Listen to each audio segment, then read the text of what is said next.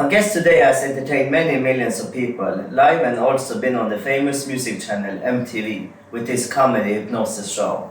Welcome to Furtitude Flow, the Hi, podcast, Frederick. Stuart. It's good to be here. It's nice having you here. So it's gonna be very interesting to talk about your life story. It's been amazing. You have done so much. Yeah, well, there's a lot I've said I've done, and there's a lot that I've not said that I've done.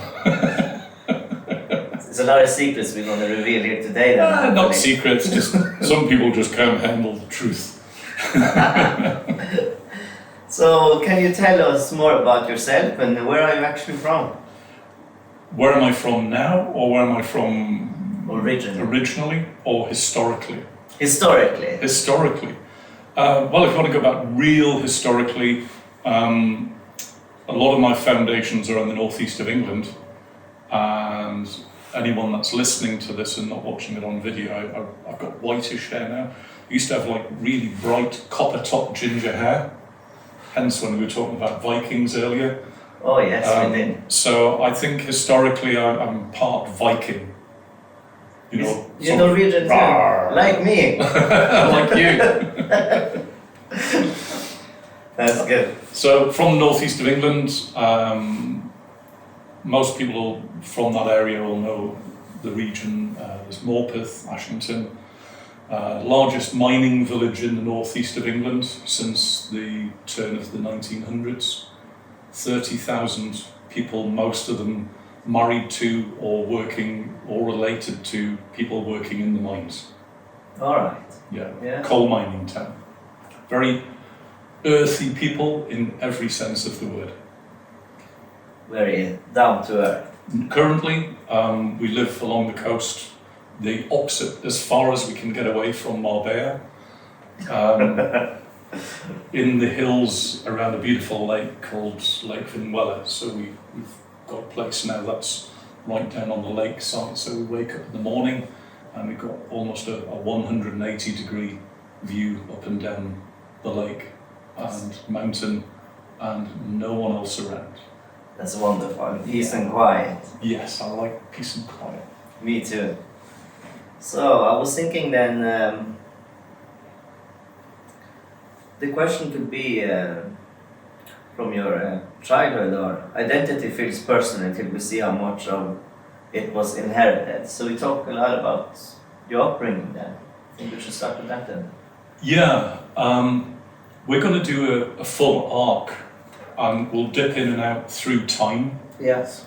As you know, I've got a background in hypnosis, not just on stage, but therapeutic hypnosis, and how people kind of store memories and time inside their head. And most people kind of take all of that for granted. So we're going to be dipping in and out through my history.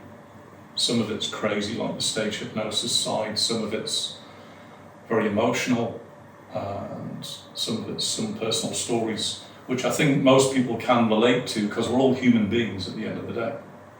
For all I've been on stage and I've entertained thousands, millions, it all felt very kind of natural for me at the time, inherently something that's very unique to me, and we all have a sense of uniqueness, whatever we do in our lives.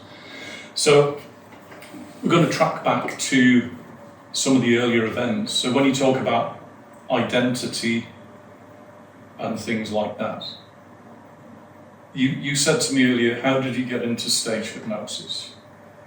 And I said, whoa, I could talk for hours about how I got into stage hypnosis or hypnosis itself. There's two or three threads in that thought.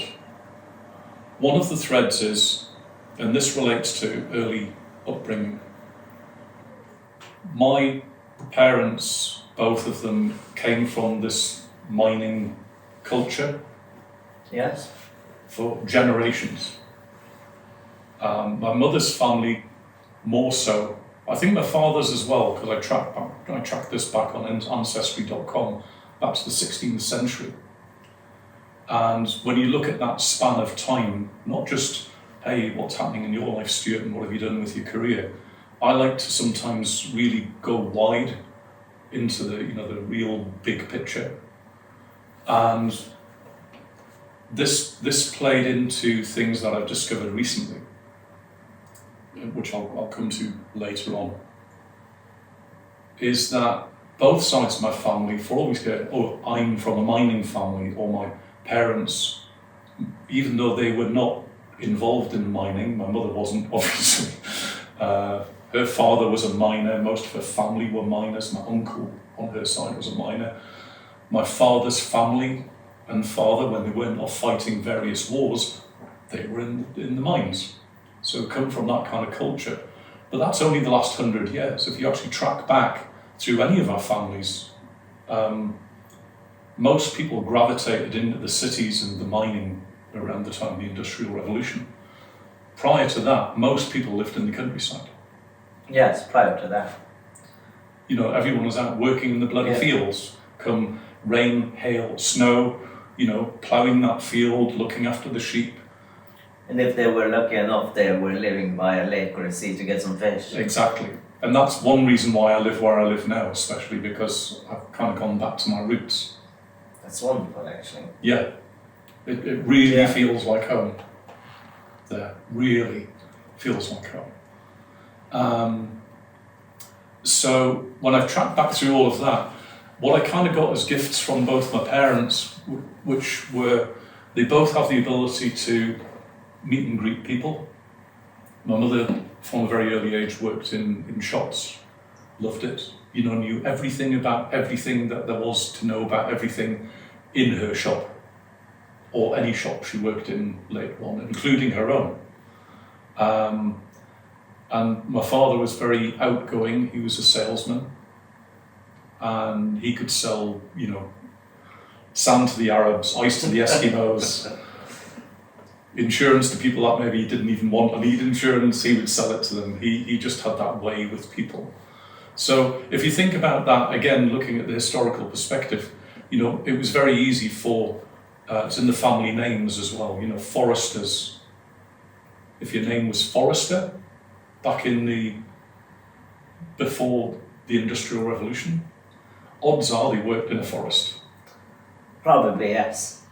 If they were a woodman, they'd probably be a family of woodmen. If their name was Carpenter, then there's probably some carpenters somewhere down the family line, because that's how all the namings and things came about.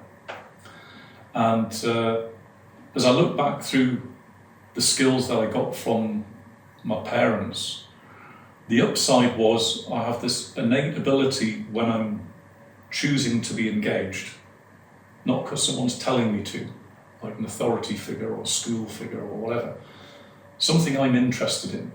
Maybe, like in sales, maybe there might be some money on the other end of it, or a relationship, oh, hello, how are you doing, and having a chat with people.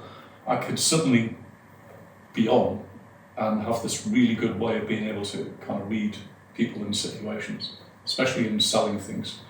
So I found it very easy to, as we all do to some extent, follow in our parents' full footsteps. My parents opened a chemist shop, a farmacia in Spain, as they call it in Spain. So I was kind of brought up around not living a mining culture, so I had mining culture, grandparents and aunties and uncles and kind of brothers and sisters. But my parents were like kind of the new age, let's go and find out what the world can actually do for us, or what could we bring to the world that's not going down a dirty mine. So I was kind of brought up with this very strong cultural background, but at the same time, I've got this mismatch going on. All of a sudden, the other kids are going, oh, you're the posh kid.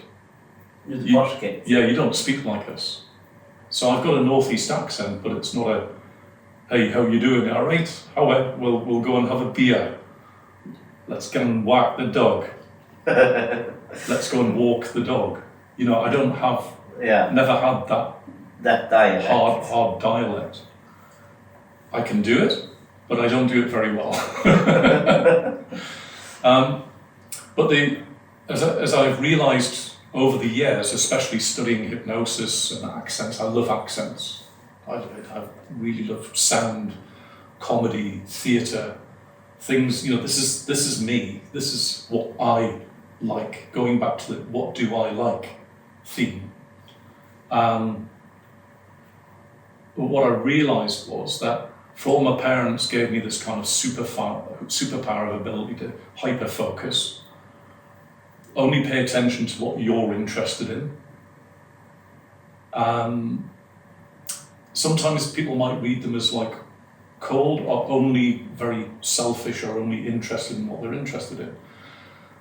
And over the last few years, I've read every book there is going on ADHD, all the top books on psychology around ADHD and autism, and I've probably got a bit of that. Both. Yeah. In varying degrees. If you want to use labels, yeah. Part of that label would probably be half attached to my style of lifestyle. But the interest for you to read this is probably because you want to learn more about yourself and understand. Not just me, but other people as well. Because I've always had that question. Once, when you talked about identity, once I started forming my own sense of self, what do I actually want, even though I can't get it because people don't want me to have that.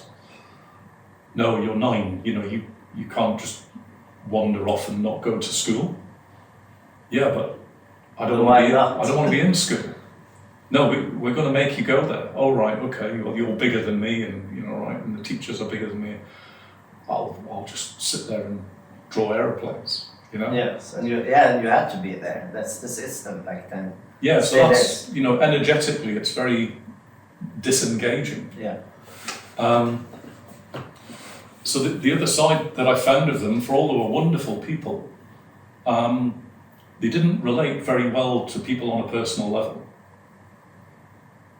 No. Business, shop, knows where everything is. You want to ask a question about anything in that shop, they know where it is, and how much it is, and which ones work best with what, which is kind of handy in a chemist. You need to know everything about everything and how they interact with each other, all the various medicines and things. And same with my dad, ask him anything about stuff that he studied, history, religion, everything. He was very well read. But people, neither of them had any friends. No. And that was because of... They were just very much into doing what they're interested in. Yeah. And people only really played into it if they played into what they were interested in doing, which was getting on, earning more money, being a success, being seen to be a success. My mother was always told that she always walked around the estate looking like a movie star, because she was very beautiful. Oh, I just got an emotional hit. Damn those emotions. I'll talk about that later as well. She looked like a movie star. Everyone said, for her age, even up into her 90s, she said she looks about 60. That's how good she looked. But the last, say, 5-10 years or so, I started to see all of these Achilles heels. I don't have a lot of friends. I do have friends. I actually have more friends than my parents have had. I could bring them up and walk into the house and go, "Hi, how are you doing?" And they go, "Hey, Stuart, come in, sit down. Do you want any food? Do you want a dinner?" Stuff like that. Yeah, but I don't like living in each other's pockets. I don't. It's like I could not see one of my friends for 5 years. Pop round the house and it's like I walked in yesterday. Yeah. Same with my wife, Sandie. She's got a number of friends like that. So I was reaching this point where I thought, do I actually want to live like that for the rest of my life? And the answer was no. I want more. I don't want necessarily more money. Yeah, I do. I kind of want more money, but I think to live a valued life, they always say that community is one of the most valuable things you can have. Yeah, people are going more back to that type of thing right now. For mental health and everything. Yes. If you got friend or friends, or even just a hobby, somewhere you can go, where you've got a shared interest, or maybe learning a new thing this plays into a new thing that you are interested in. Not because your parents told you to, not because the school's telling you to have an interest. It's like you're just kind of scanning around and figuring out what do you like. Yes. So any kind of community from that sort of level is good as well. They don't have to be like lifelong buddies, but okay. So I've actually been exploring that over the last 5 or 6 years. So that's more towards the end of what we're talking about today. So as my wife said when she spoke to you, there are things that we pick up in our body from our parents even before you learn what you're supposed to be learning from them. You know, the way you talk, your accent, your language, the way you, what was the word? The way you carry yourself in public. That's true. You know, are you a dick? Or are you refined? Or are you caring? Or whatever, all these... The way you talk. All of these attributes. Some of them may be you, but some of them may be things you've learned from your parents. And if your parents are masking, then you're learning to wear that mask. Yes, yeah. So I learned how to play the game of doing sales and dealing with people in business. So I naturally went into sales for a few years in my 18s and 20s. And I found it easy. That's what you learned from your dad. Yeah. I mean, I read a few books on it because I'm an avid reader. I've been reading books since I could read. My library on my phone that I keep in, it's a good job that I've got my library now in digital form, because it would probably fill this room, all the books that I've read. Oh, that's good though. Not just fiction books, but technical books, scientific books, psychological books, books on NLP, books on shamanism, books on the history of anthropology, way back before Christianity, you know, how cultures and things like that function. Because I've been on this journey to really understand, from around age 9, I just want to know, why is that person over there being just super nice? They're just always super, super nice. They never get angry. They just don't seem to have angry bone in their body. And would you like something to eat? Would you like a drink? Hey, you look a bit lost, can I help you? Hey, how are you doing? You look a bit sad, let me tell you a joke. You know, just ooh, so nice. That has its downside as well, because they don't know how not to be nice. No, they and can... go, this is it, it stops here, you will go now. They can be used very fast. But, yeah, they're the pleasers. Yeah, they're people pleasers in a way. But I mean, it's nice to be in... It's okay to be nice, but be aware, because people can take advantage of that too. Especially if they're not aware of what's driving them. I'm from a culture like that from my mom's side, actually. What is that? People pleasers. What culture? The Norwegian culture, but the culture we have in our family, we are very... and it's nice, you know, we've been very, from my grandmother's side, always been open up. It's my grandmother and my grandfather, they had good economy, so they always had food. They always, it was in the country in Norway, but you know, the culture I can see from my mom's side as well, and my mom, they are very nice people and they are very generous and all these type of things, but and I'm taking those traits with me in my life, but I'm just speaking for myself, but I have people also been using it and taking advantage of my kindness. Yeah. So that's why I'm saying, be aware of that as well. Yeah, in modern day language therapy speak as well, it's called having healthy boundaries. Yes, exactly. Having healthy Excuse boundaries. me, but I think you're just crossing the line. Yes, very true. And then you've got the people on the other side, and I discovered this very early on, you know, like even among teachers and things. Even the headmistress of the school I was at when I was about 9, in hindsight, it turned out she was a raving alcoholic and had lots of anger issues, which is why she used to medicate herself with alcohol, apparently. But I only found that in later years, you know, when I was more mature. More mature. More mature. Older. But yeah, that woman, she used to beat the children and seemed to take pleasure in it because, you know, she just wanted to lay the law down. You know, it was that, in England especially, you know, it was that Victorian mentality. Oh yeah. You know, if the child doesn't do what you tell it to do, then it must be beaten. That's the old way. That's the old way. Yeah. And I wasn't brought up like that. You know, like I said, my parents came from that newer style of people because we lived on a modern estate, like not the pit rows, like the mining town rows. We were on the modern estate, you know, with modern lifestyles and modern attitudes and all of this sort of stuff. And I was brought up that, apart from the occasional tongue lashing, you know, which is a good shouting at, if I was, you know, for my own safety, you know, if I was going to run out across a road, like my mother would go, "Stuart!" like that. You know, it's like a verbal whip. She didn't need to hit me, because that coming from my mother was the equivalent of a smack around the head. Yeah. So when you've got somebody that is literally a headmistress who's in a position of authority, is beating you for not handing in a stupid bloody piece of paper called your homework. I mentioned at the beginning, you know, that I tested when I was about 16 for like having a significantly high level of intelligence, and a lot of things that I've done over time have demonstrated that I'm not dumb. I can be slow sometimes, but only on things that I'm not interested in. I think we have that in common. Yeah.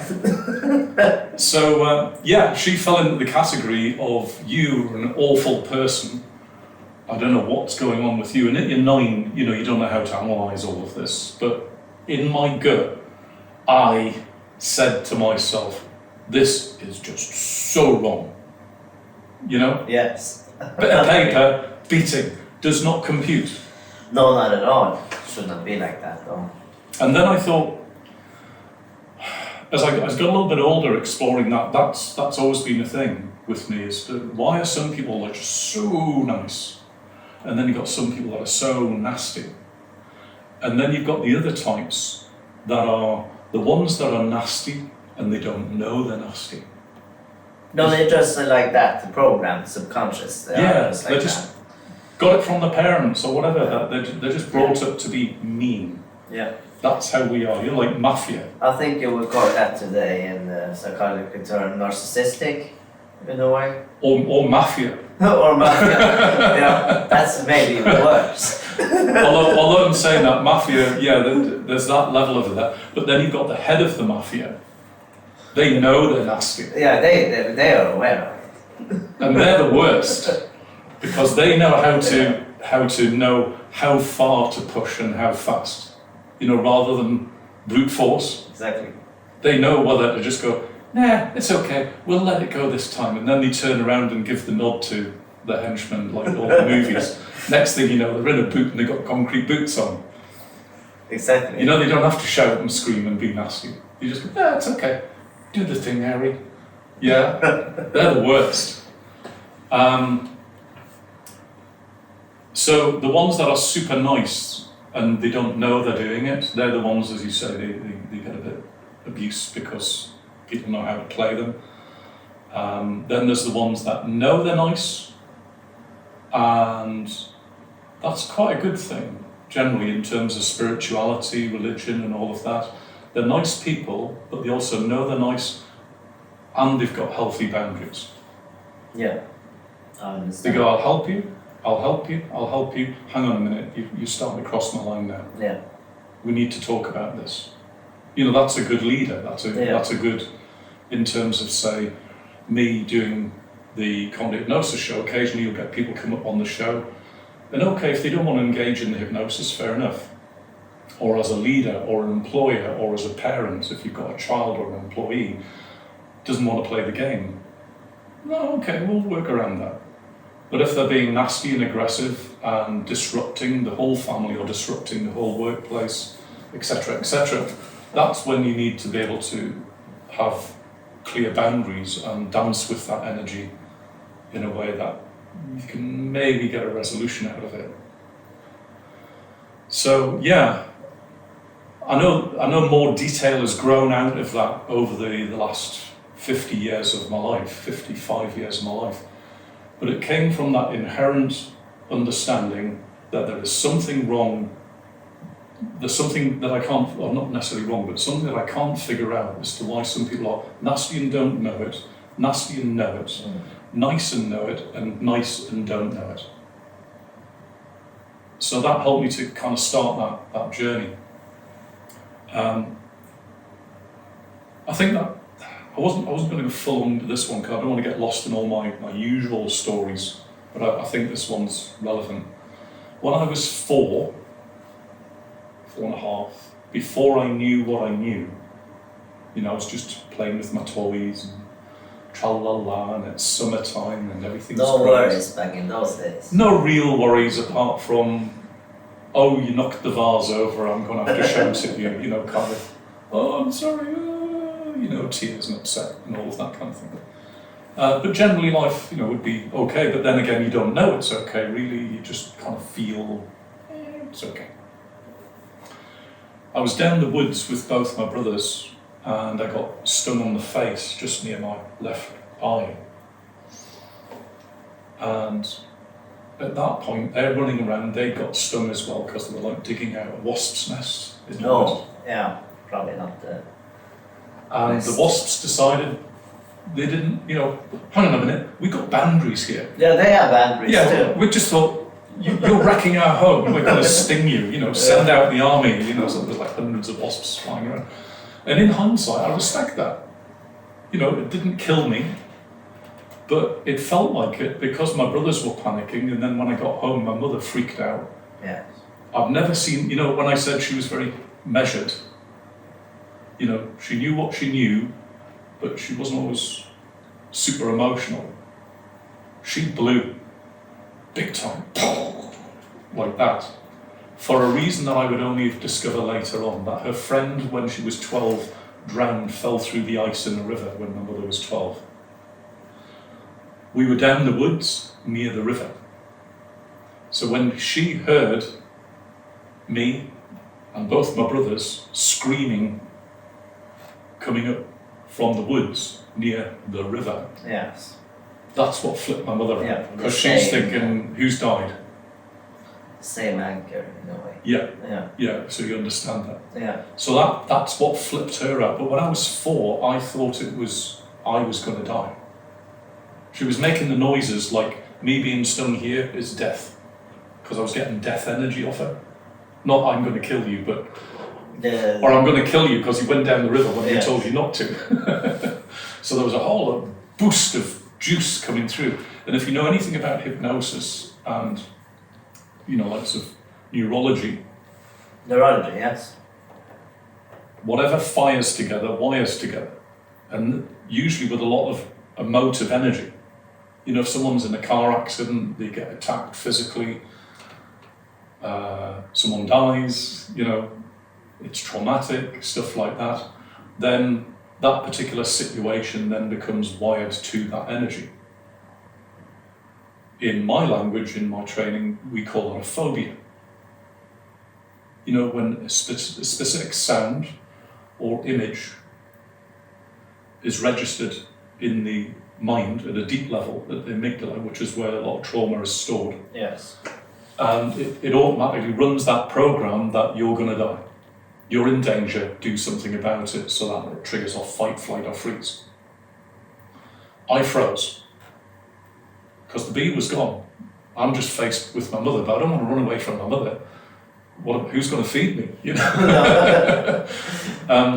So that incident that was initiated by being stung by a wasp, from that moment forward, that day forward, every time one of the kids at school made a sound of a bee or a wasp next to me, I ran like I'm about to die. And then the teachers would kick off. Oh, the kid that doesn't want to listen is now running. Even worse. Huh? through the classroom, you know, Yes. knocking desks and tables and chairs and everything out of the way. Because I'm 6'2", and as a kid I was always like, you know, at least a chin above, head and chin above the top of all the other kids. So you can imagine, big kid, out of control, running through the classroom, knocking tables and chairs out of the way, because the kid next to them had realised that I've got this thing that's funny. Yeah, it's fun for them though. Oh, it's hilarious for Yes. them. If I'd thought of it, I would have done it to another kid. Kids can be mean.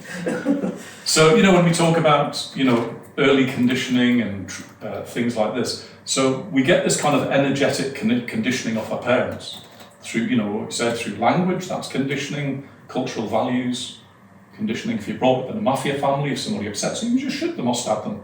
You know, game over. Yeah. If you're brought up in a religious family, you forgive them. Yes. That's culture. Yeah, that's, you know, that's your conditioning. It can be useful, it can be not. So it took me, when I said I've worked things out over the years, when I was about 9, you know, and I mentioned that word 9 because that really energetically sticks in my mind. I was on one of those double-decker buses, as they had in the 60s in England, and I always liked to sit at the front, you know, because you can see everything. Yes.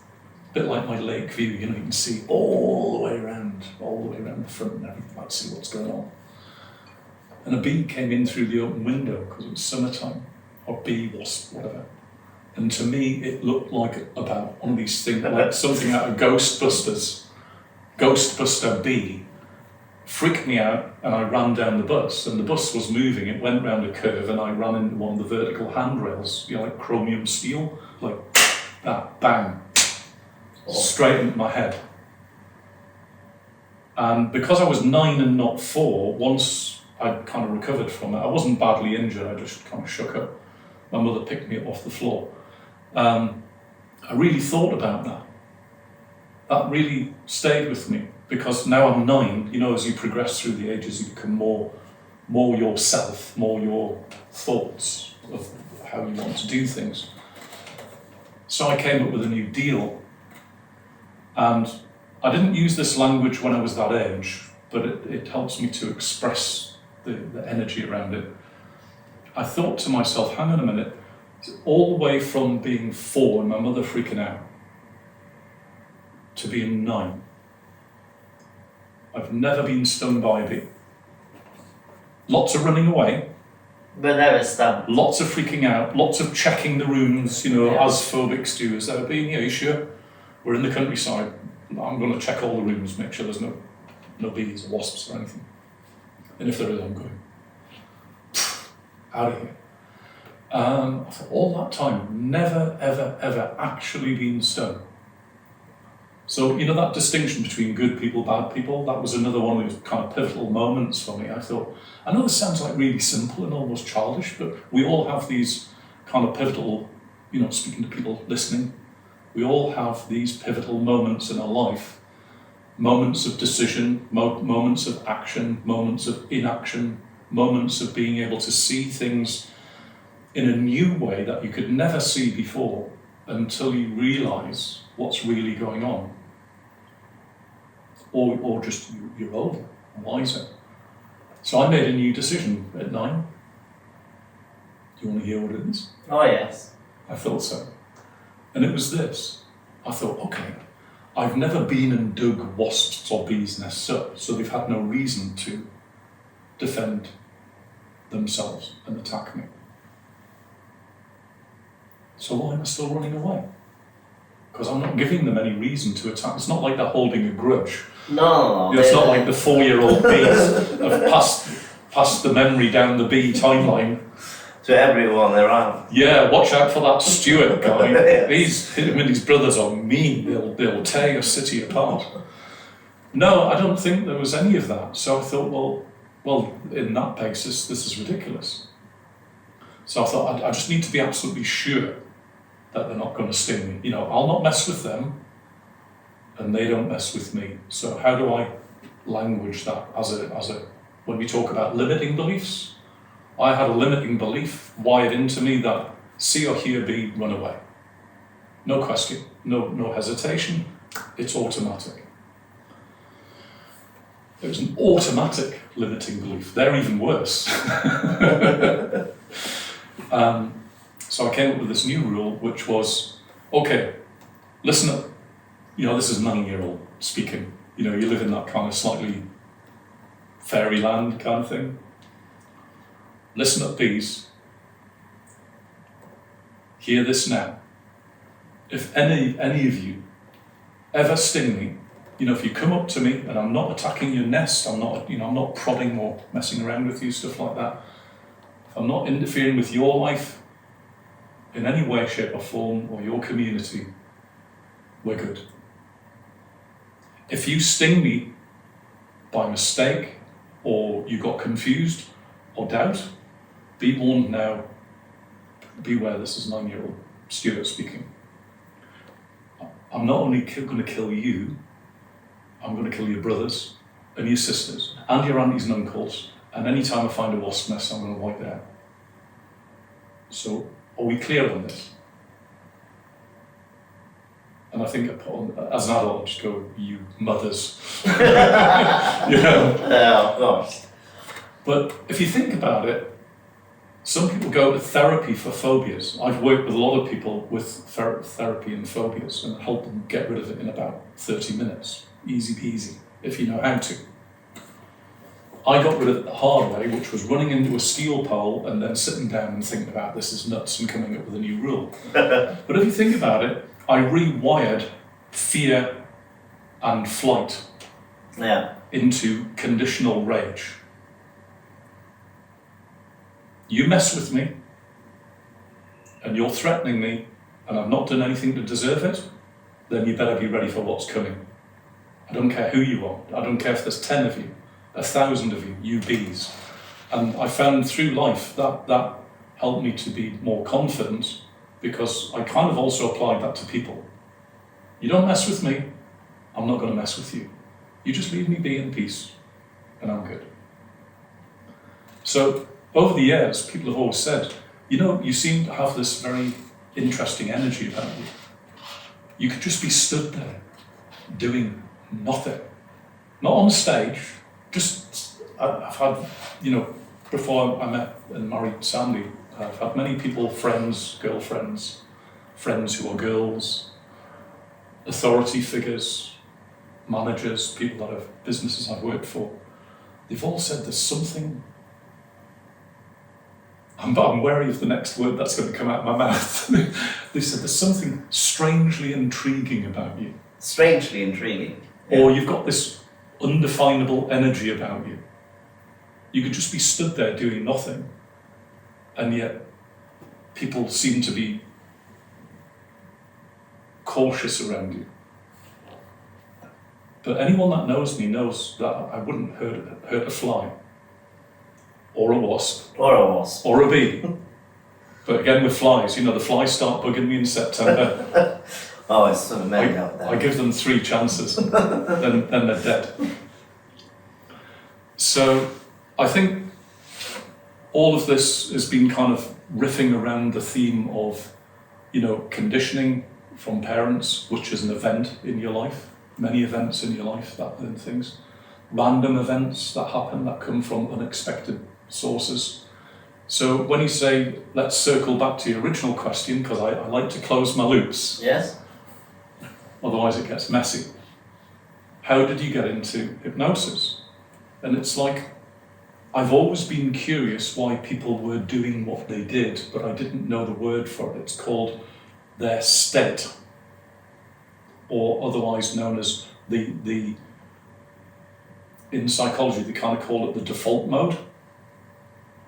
They default to being nice or default to being nasty. Yeah.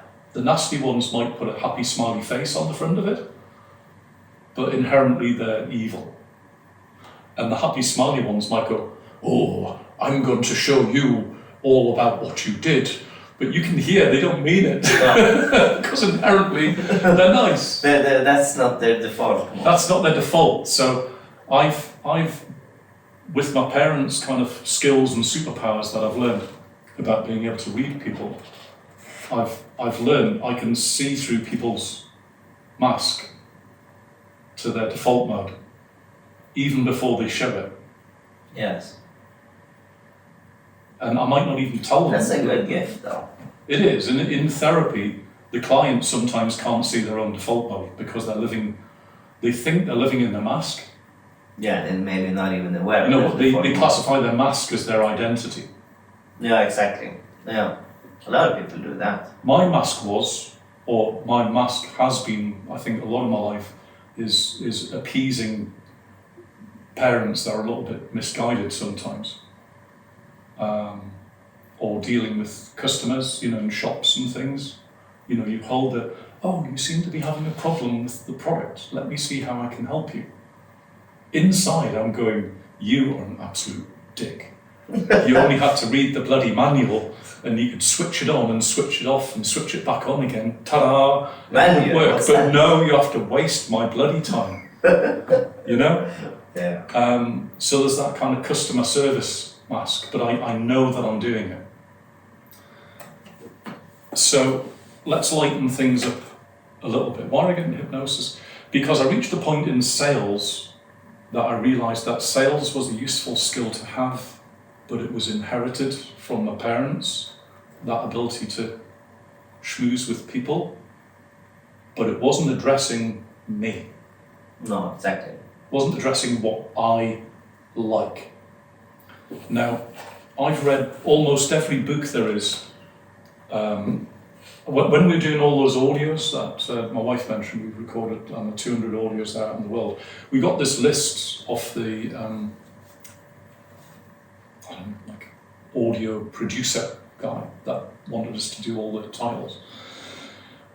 And on the list there were 3 titles. I go, you know, all the various titles: quit smoking, confidence, photographic memory, how to perform well in bed, male or female or both, or whichever way they swing, who cares? And there was 3 titles in there that I thought, I don't know how to write about that. Why is that? And we touched on this earlier, and it's to do with creativity. The show is theatre and creativity. You know, thinking on the fly, being able to take a live situation and improvise on the fly. I'm very good at that. I had 2 years performing arts training when I was 29, and that came about because I found a book on self-hypnosis, and when I said I didn't want to be in sales anymore, I'd realised, okay, I can do this, but it's not a challenge for me. You know, it's like I could do it. You know, I could be at least in the top 3 of the sales guys on any company I've worked for. Never number 1 or number 2, because I thought, why should I push myself that hard? It's just a bit more money. You know, I've got enough money. I don't need more money. It's just the managers are pushing me so they get a better cut. So I found a book on self-hypnosis, and it helped me to, as Sandie explains as well, it helped me to realise that I could get in a very, very calm, because I had a very busy brain around that time. I might not show it to other people. You know, I was very good at holding the mask. Even when people are being frustrating, a lot of the times I just go, yeah, okay, well, you know, that's just them, la la la la. But inside I was like boiling. You know, I just wanted like that inner bear inside of me. Just I wouldn't, because I'm not a violent person. I'm not the one that throws the first punch, ever. I'll defend, but never attack first. And same with the bees. You know, this thread goes all the way through my life, but inside I was like boiling. You know, I just want to rip their face off or just make them go away. But I found with self-hypnosis, it helped me to look at situations like that and actually ask, what do I actually want? So rather than having to sit on top of the bear, I could actually sit down in a quiet space with my internal Viking or bear, or whatever you want to call it. That's the metaphor I gave it. I would either tell it just ignore it, and just you're not under physical attack. Just calm the hell down. So the journey into hypnosis was for you as well to find more peace. It was to be able to, rather than suffocating the bear and telling it to be quiet, it's not the right time, not the right place for this. And they're not physically hurting me. They might be injuring me with, unhelpful things that they say. There's certain people, especially the evil ones, they know just the right thing to say. They know how to provoke.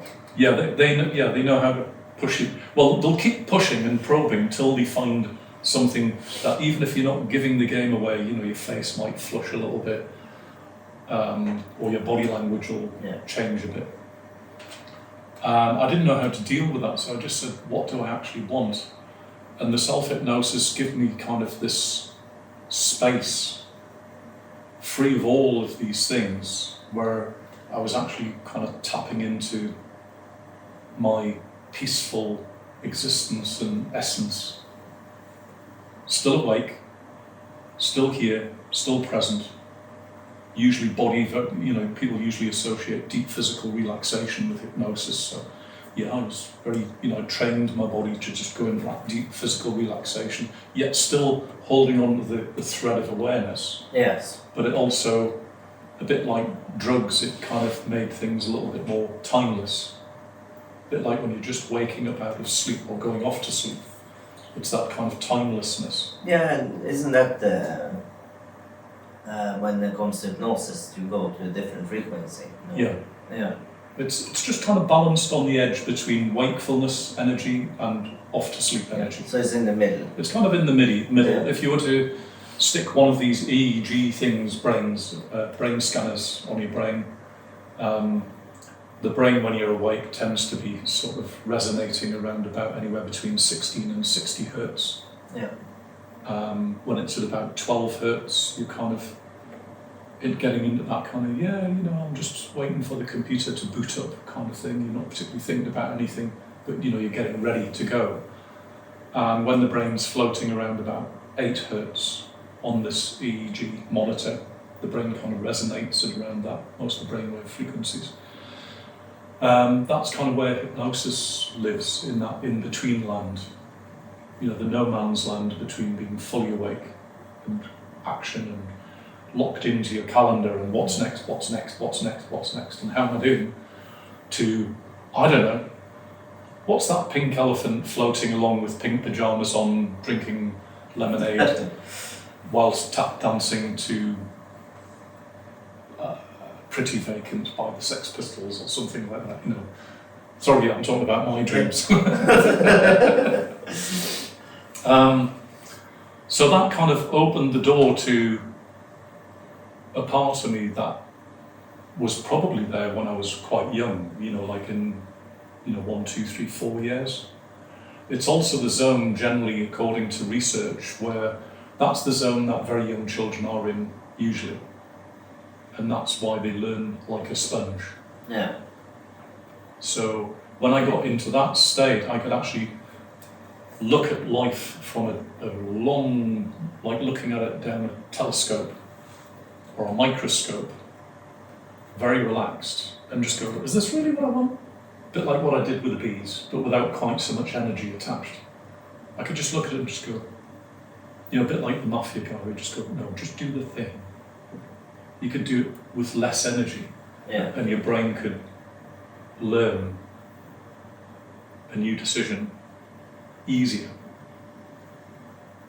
So at about age 29, that opened the doorway to experimenting with hypnosis with friends, family, deciding what do I want, asking that question in that calm space. Like all the spiritual books,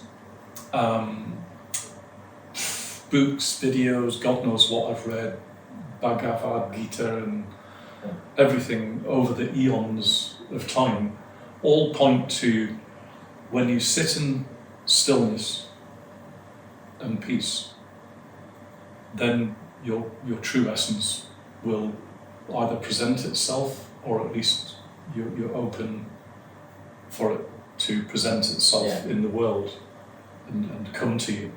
So a lot in the learning of the Hinduism, like you said, when it comes to the Bhagavad Gita and meditation and it's historic. yeah, Buddhism as well. Yeah, when I said we're all humans. Yes. So I wasn't brought up in a Hindu family, wasn't brought up in a Buddhist family, wasn't brought up in a Tai Chi family, or a Jehovah's Witness family. You know, I was brought up in a family that didn't particularly pay much attention to religion, apart from, you know, Christmases and Easter. Let's go to church and do the right thing, be seen, Let's do the right thing. be seen to be normal, Yeah. do what everyone else is doing at the time. So yeah, it helped me to open that doorway into what do I actually want. If I don't know what I want, at least to prime my mind to be on the lookout for things that interest me. Now, I'm gonna, you know, I bounce a bit when we riff around these things. If you're listening to this on an audio podcast, I've got a orange watch strap. It used to be black, and over the years, I don't know why, I just seem to be attracted to orange. You know, we say, what's your favourite colour?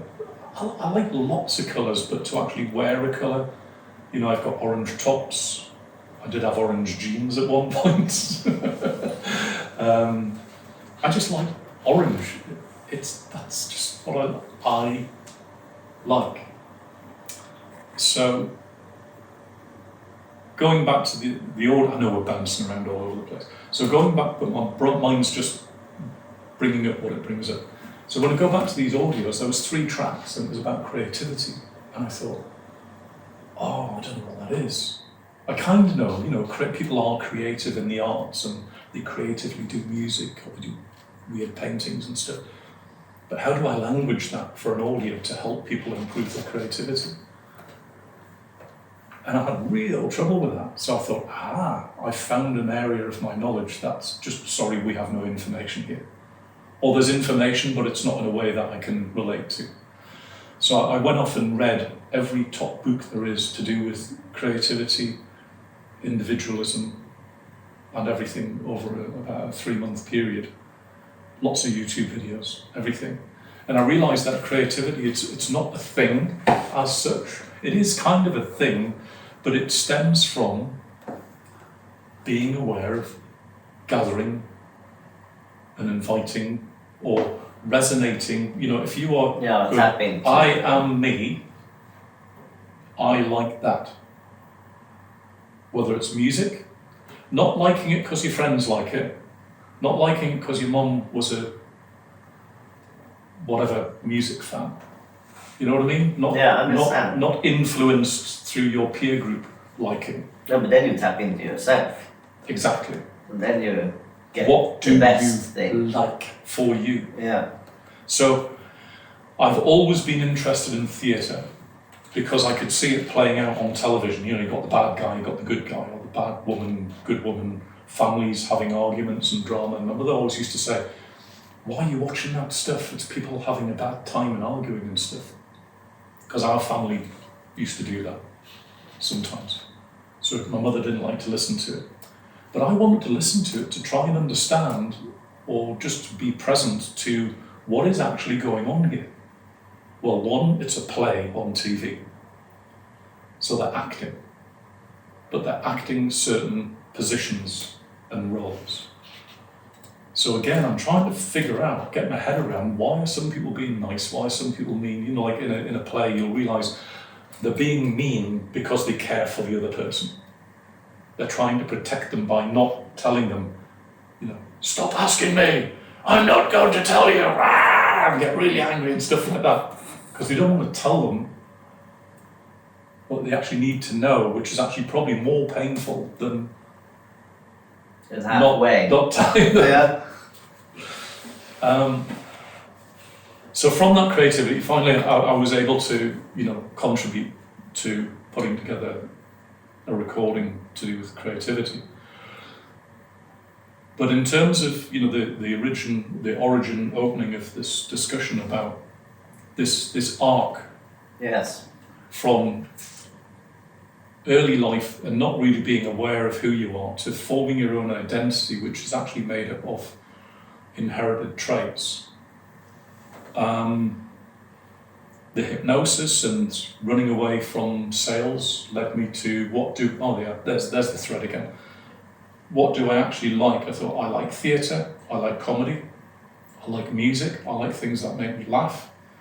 I like that weird theatre, drama theatre, not so much the shouting at each other, but good theatre, stuff that really hooks you.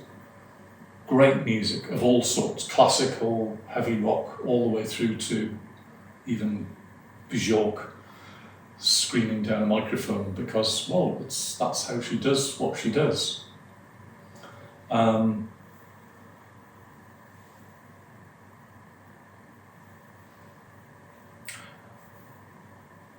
So I decided, when there's a pickup on a thread. When Sandie said, when she met me, my wife was on the other episode of the podcast. She says, I asked him to dance and then he told me he was a stage hypnotist, and I instantly thought, oh, he's on the dole. If you don't know what the word dole is, it means unemployment benefit. Unemployment benefit? Yeah, he's just, he's just making up a story. But I was actually 2 or 3 years into my career as a stage comedy hypnotist then. So the stage hypnosis thing, that was it. Sorry, I've got two threads.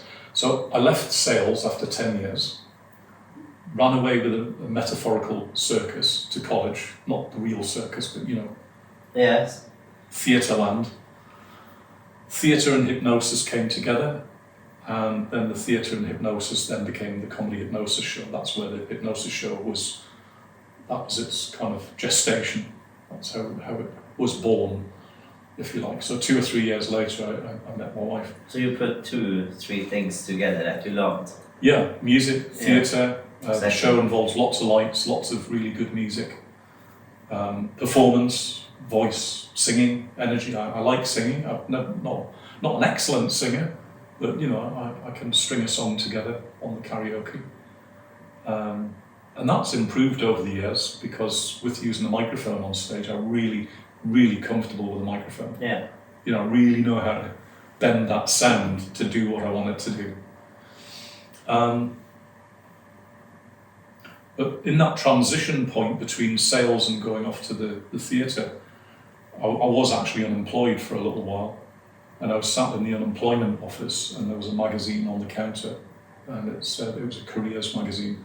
And on the cover it had a picture of some guy leaping off a building or something like a tower in a movie. And it said, "Stuntman, no job for a deader." Oh, nice. And I read the article and it says, if you train in these skills and you do a bit of acting and stuff like that, that's what led me to signing up for the theatre course for 2 years. I thought, I'm going to be a stuntman. Yeah. That's really cool, actually. It must be a very cool job. So I trained in motocross because you've got to have 6 skills. I trained in motocross. I went to a local place, sports centre, and was training in gymnastics. When I finished gymnastics, I went straight into the karate class.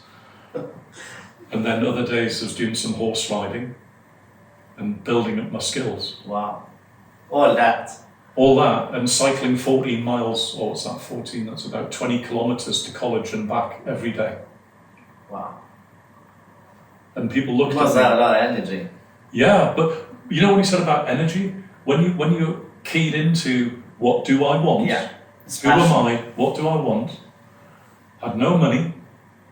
I was on a very low student budget thing. People that had seen me before, with the car and the suits and the money and making money selling mortgages and pensions and all that sort of stuff, they looked at me and goes, "Have you lost your mind? You've really lost your mind. You've given up all of that," which is what my dad used to do, like being seen to be having the car, the suit, the money, and all of that. And security. People that have known me over time goes, "You must have really lost your mind. Cycling to college in the rain, doing all this training. You look really good, by the way. You look really fit," because with the other one I was drinking far too much. I had a big stomach. I looked shit. Just terrible. Stressed and stressed and drinking. And they say, "Have you lost your mind?" And I go, "Yes, yes, I have. Yes, but I'm happy. That was that mind. I've lost it, and I'm doing this." So, to cut a long story short, that led to finding my way with the comedy hypnosis show. It did engage my natural talents in being able to speak to people, for business, like my parents, but it was show business rather than just business. It's more fun. Did every university in the UK, came to Spain, brought my family, we all decided, right, that's what we're doing, so we all decided to come over. Been in Spain 20 years. While I was here, I got the opportunity to be on MTV and develop my Spanish language and do the show in Spanish. And 2016, everything's going quite well. This is pre-COVID, 2016. I always knew the show had a shelf life. Had a shelf life, an expiry date. Okay, but we go back to, for people who doesn't really know what this show is. What is it really? Okay, stage hypnosis is way different to any kind of therapeutic hypnosis. In all the guidelines, it's not about doing any kind of therapy on stage whatsoever, because you don't know who you've got up there. No. You don't want to be opening up any doors to any memories to do with that. Anything. So we stay well away from anything to do with anything that's personal or private information. Essentially, when you hypnotize people, they become incredibly open to whatever you suggest as reality then becomes their reality. All right, yeah. So if I tell them you can't tie your shoelaces, they'll suddenly just lose the ability to tie the shoelaces. If you tell them that they're drunk, they'll start falling around all over the place. If you tell them, you give them an imaginary cup with some imaginary giggle juice in it, that's laughter juice, they'll drink it and they'll laugh their ass off. And if you drink more of it, they'll laugh their ass off. I want to try that. You want to try that? Yeah, you can do that. We can arrange that. But what people don't understand about stage hypnosis, what really makes it look magic, is the fact that in any given audience, provided they're reasonably motivated. Now, bear in mind, I'm speaking to you like the guy behind the curtain. All right. I'm telling you how it works. This is not what you see on stage. No, okay. When I'm on stage, there is no explanation. It's not a conversation. I do the business, I do the job, get it done. People get hypnotized like this quick. They get hypnotized, they respond, we have a laugh, close the show, make sure it's all shut down, that they are back to their normal selves so that no one else can mess with them. We all go home happy. That's the show. Boom, boom, boom, boom, boom, job done, off we go. What's actually going on is, in any audience of, say, about 1,000 people, around 5 to 10% of them are what I call hyper-responders, which means if you put them next to me and they're open to this experience, there's virtually nothing that will stop them from getting hypnotized. They will get hypnotized. I know this. And this is how I can walk out on stage in total confidence, because I know in 1,000 people, there are 5%. So if you think about it, 10% is 100 people. Yeah. 5% is 50. I only want 10. I don't want any more than 10 usually on stage. It just gets too much. Usually 10 to 12 is a good number. So as long as I don't do anything stupid, that turns people off. Just feel like hell, I'm not getting up on that stage with him. He doesn't know what he's doing. If I do something stupid, that causes them to think, I don't know what I'm at, or what I'm doing, or offend them, or irritate them, then those 5% that are hyper-responders are going to be turned off and irritated, and they're not going to come up on the stage. That makes my life really difficult. So my job when I walk up on stage is to only say and do things that take this train forward and make it look really nice. Say the right things. Yeah, and throughout history, not just hypnosis, but leadership. You know, I want to broaden this out to other people that are listening to this, because there'll be leaders of families, leaders of business, leaders of spiritual societies, even religious leaders.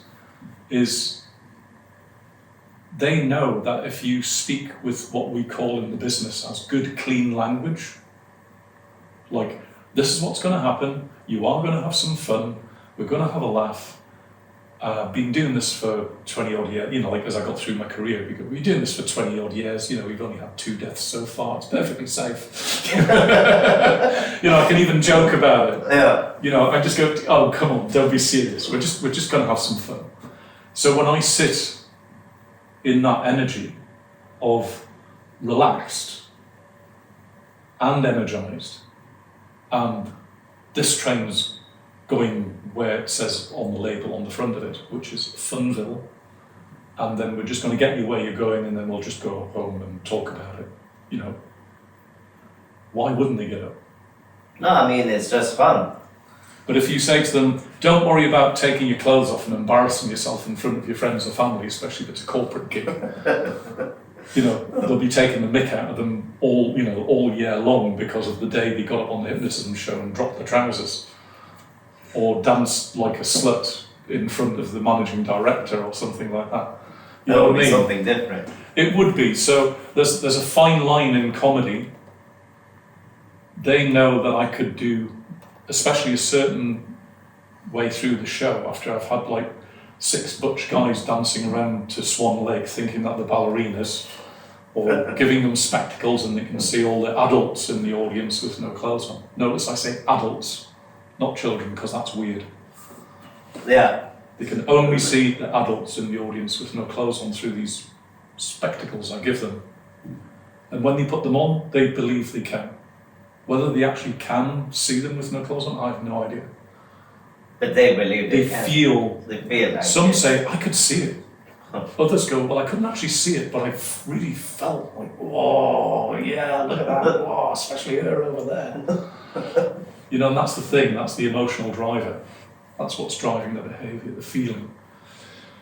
So yeah, I've had lots of fun doing that, and people say, does it work? Is it really real? And I'd say, well, it's as real as the imagination. Yeah. And they go, that's a bit of a wishy-washy answer. And I go, no, but think about it. And especially in some of the venues I've worked where you've got, you know, some hard-nosed businessmen and things, they come up and go, but is it really real? Is it really, really real? You know, I go, oh, you know, there's a lot of energy there. They really want to know, is it really real? Could I do this? And all of this. In saying that, I've never used it to my advantage for romantic encounters. You haven't? No. You tried? That's another story. It's that kind of permission thing, really, isn't it? Should be, huh? Well, in my book, if they're not my girlfriend or my wife, you know, girlfriend's past tense, wife present, without that permission, then it's just like any other thing.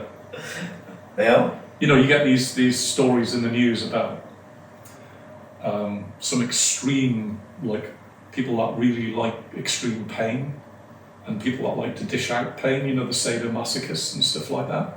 And they go, oh yeah, but they had permission. I know, but it's assault. You know, it's that fine line. It's like, but we had a safe word. Yeah, but as a society, we can't condone you doing that. I mean, that's physical assault, that's something different. But in terms of hypnosis, you know, with the show, I ask for volunteers to come up on stage. They come up of their own volition, you know, their own choice. Yeah. When I'm off stage, I would never hypnotise anybody unless I go, hey, you know, do you want to try out this hypnotism thing if I'm doing a demonstration? Or, you know, even if I'm out with friends, you know, oh, you've been doing that hypnosis thing for years, do some hypnosis stuff. And I'll just go, look, if I decide to do it, I just need to be sure that, you know, there's not too much alcohol on board with the people that I'm working with. So for all I still like to play, I'm still incredibly rigid around the, you know, the morality and philosophy that I have. Yeah. That's why I've been in the business so long. Integrity.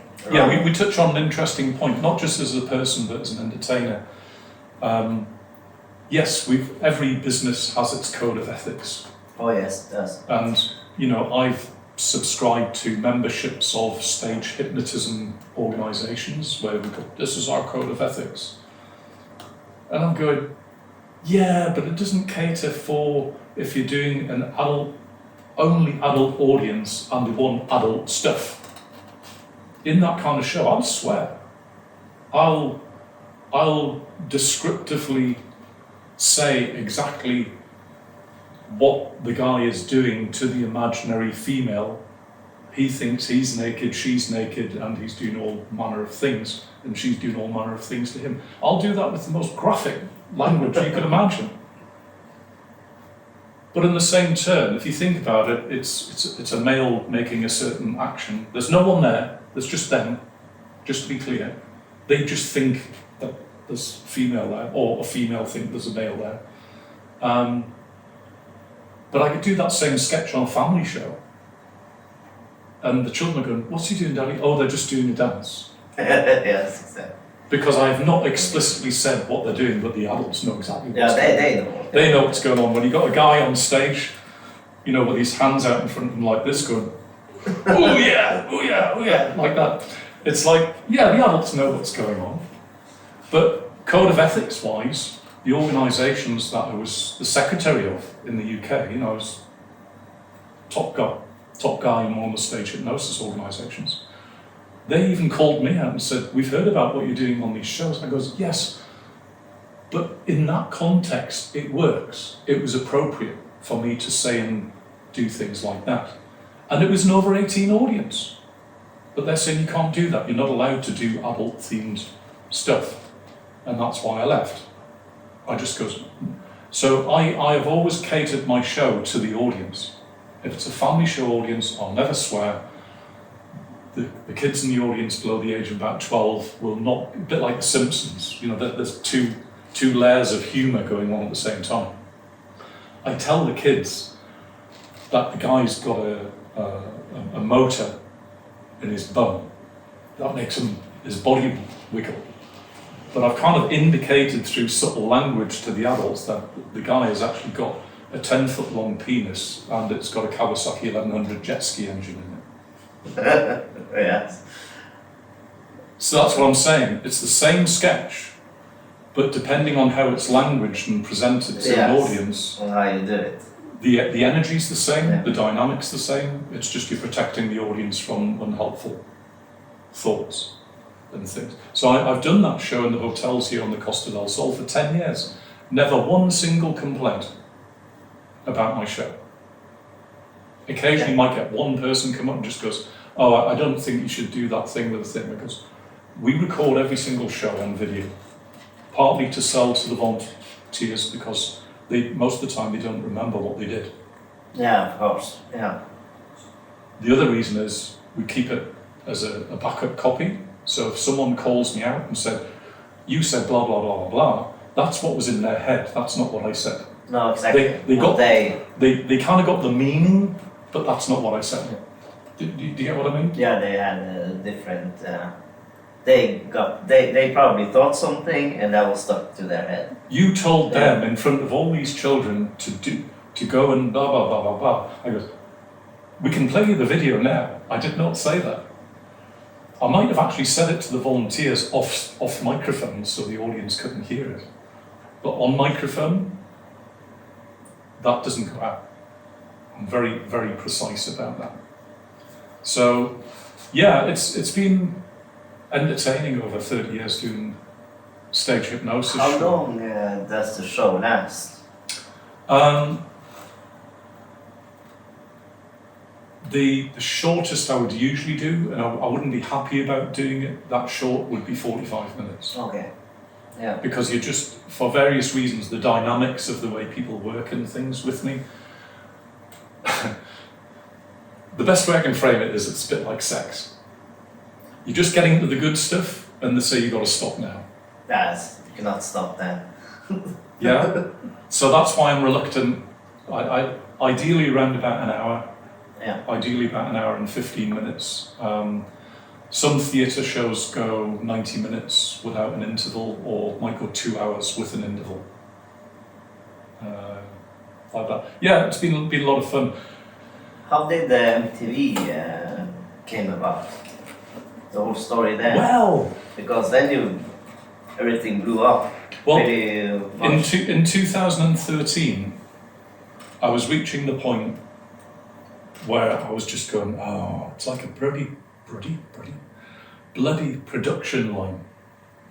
Because it's a family audience, there's certain things that I would like to do, what I would like to do, that I've done with the student audiences and adult audiences in the UK, that they're a bit edgy, and I'd probably get into trouble if I did them on a family audience. Yeah, okay. So you had to. So I felt a little Different bit place. creatively constrained. Also with a younger and student and only adult audience as well, they all have come, they've all paid the tickets to come see the Hypnosis show. With a family show, they're just on holiday. They've probably been drinking all day, their brains fried because they've been in the sunshine all day. Oh, what's on? Oh, we've got a kids entertainer. Oh, we've got a hypnotist on. Oh, I didn't know about that. So they're just there because they're there. Yeah, okay. And the hypnosis is kind of interesting. So the level of motivation and engagement is not the same as say if you go and watch good comedy in a comedy club. Comedy in a comedy club is not the same as watching a comedian in a entertainment venue like normal entertainment.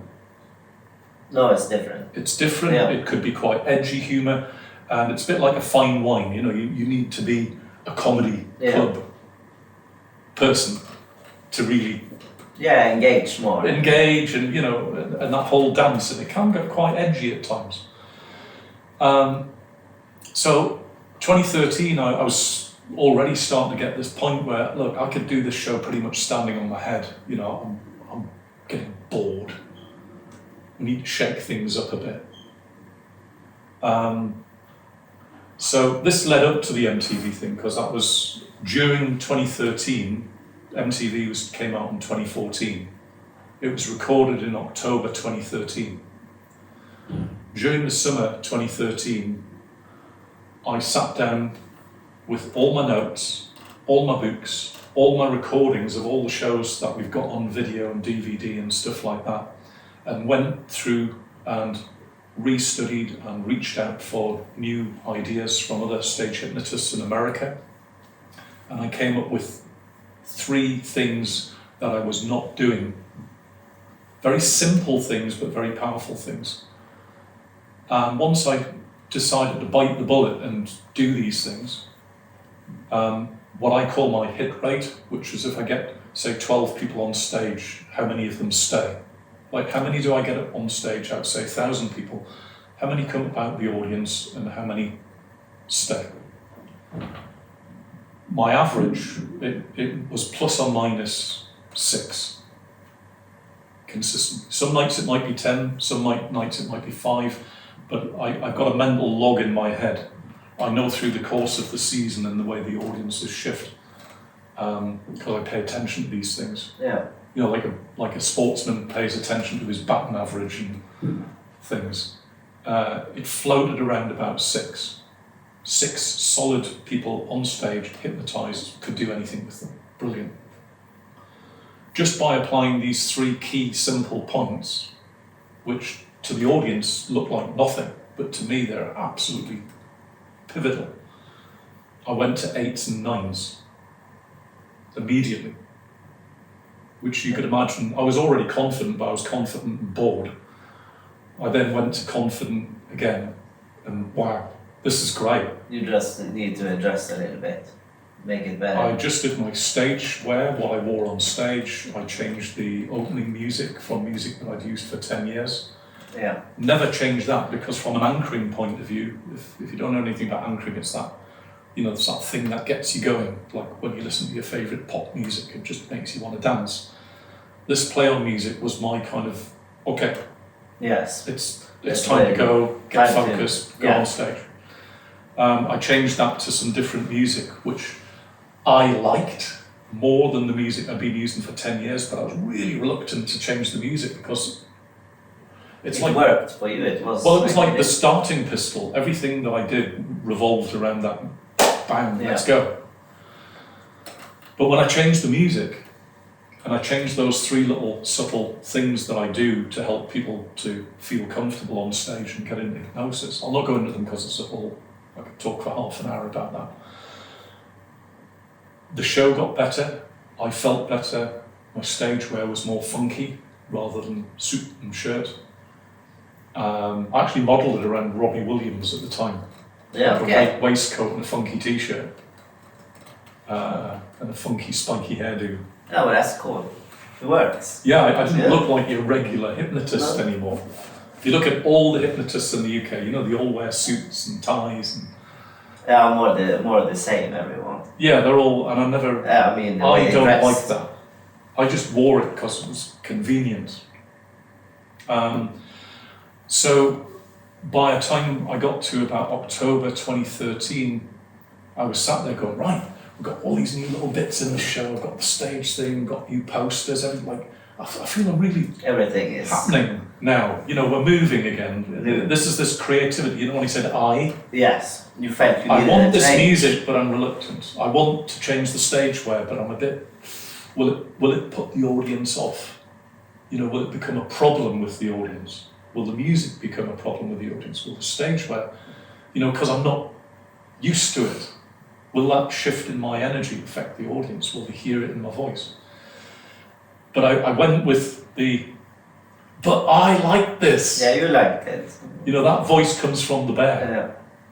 Yeah. You know, that. It does.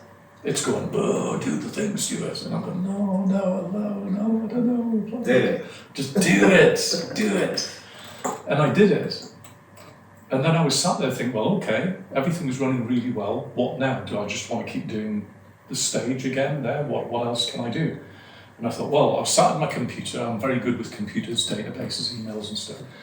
I can send a load of emails out, faxes if they're old school agents, spend time on the phone, get lots of them coming back, go, no, we don't do stage hypnotism, no. All that. I thought, this just seems like a lot of work.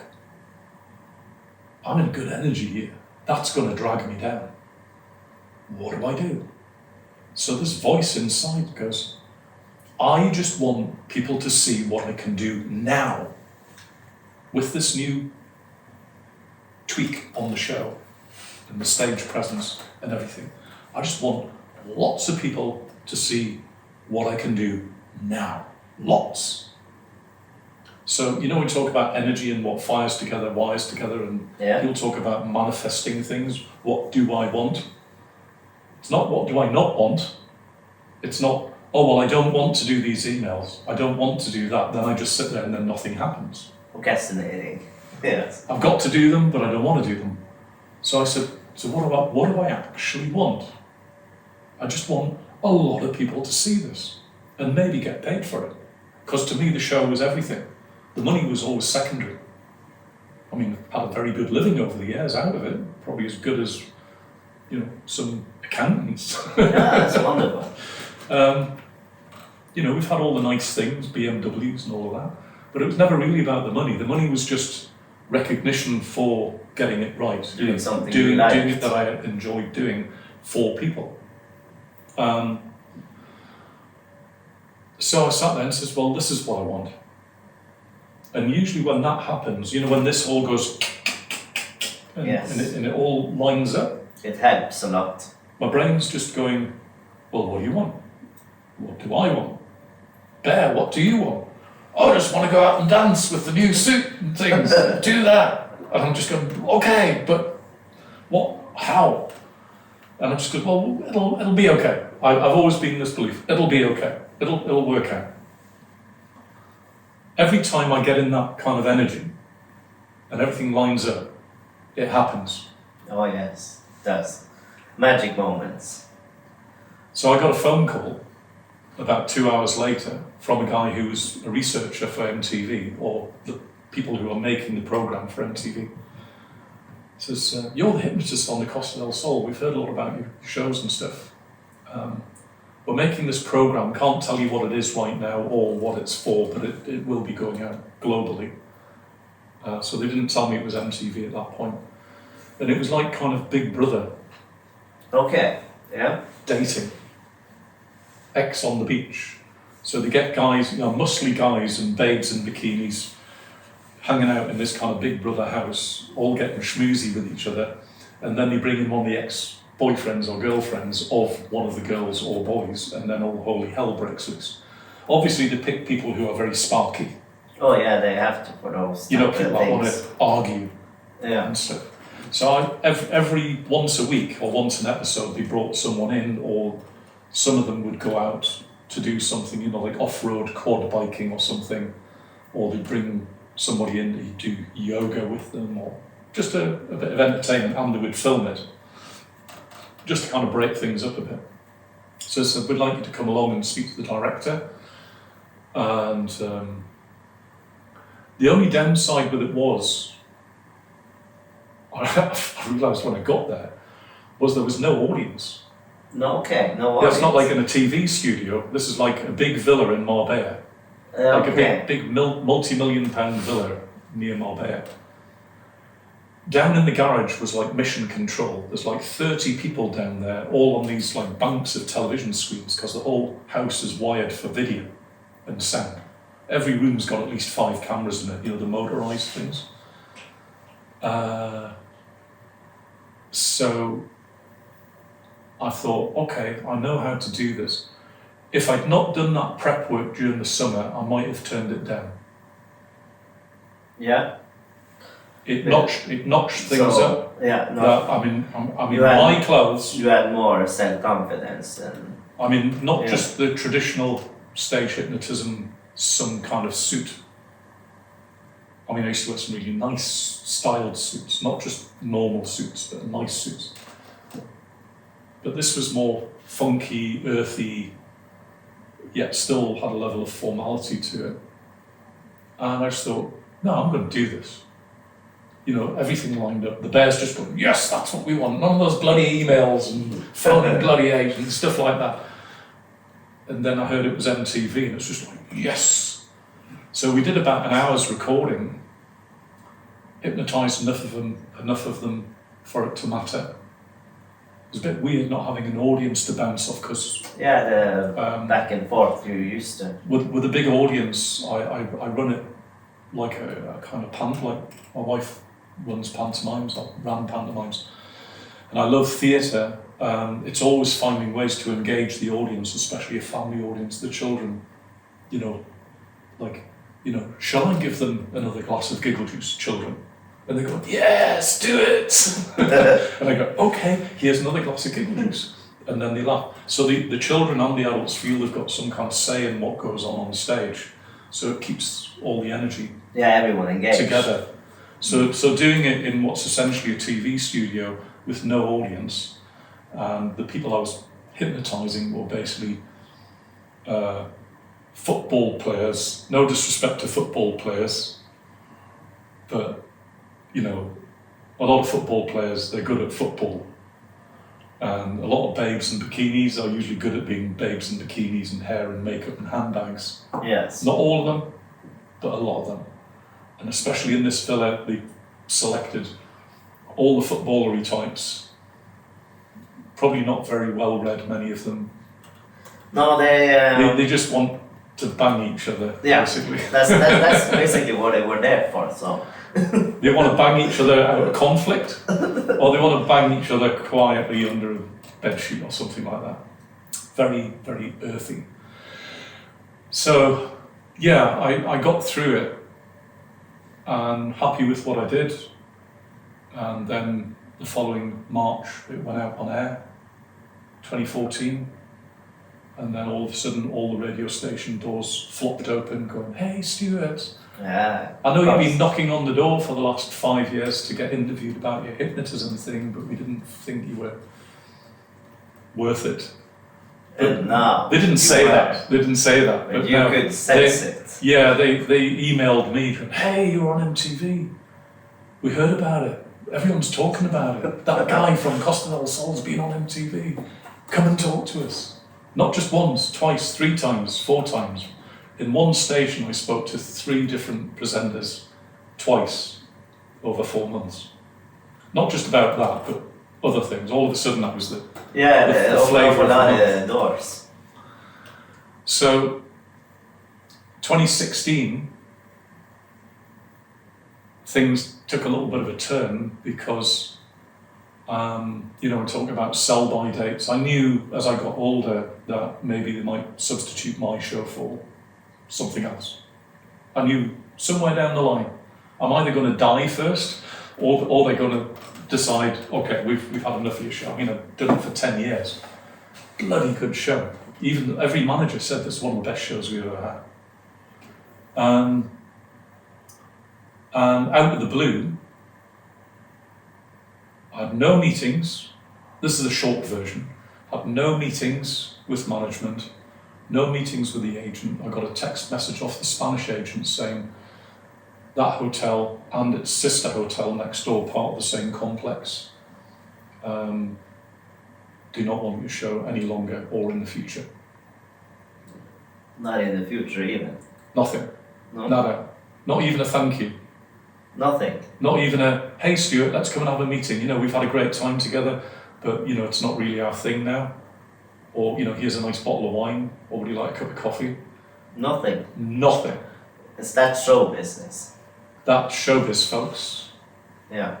Because one person backstage on an entertainment team that's run by the English travel company said that I was creating a bad atmosphere backstage. Okay. And yet the audience every night would just go, wow, this is the most fabulous show ever. And I wasn't making a bad energy backstage. I think what was happening is over those 2 years, 2014 to 2016, I was beginning to realise that my energy was more than that place. Yeah, okay. And it was more of an energetic thing, in as much as my energy said, what do I want? And I got the MTV thing. What do I want? I want the show to be more fun, better, faster, slicker, quicker, whatever. I did all the study around it. And all that happened, I think what happened was my energy no longer matched that. But that's something you have figured out afterwards. Oh yeah, but for in hindsight, I was fuming. The bear was really... We're really there. Pissed off. Yeah. Big time. Okay, I could accept they want to end the contract, but it's like your husband or your wife ghosting you, Oh yes, exactly. Married for 10 years, then just gone. Totally gone. Nothing. And everything else is gone around. Yeah, I was fuming.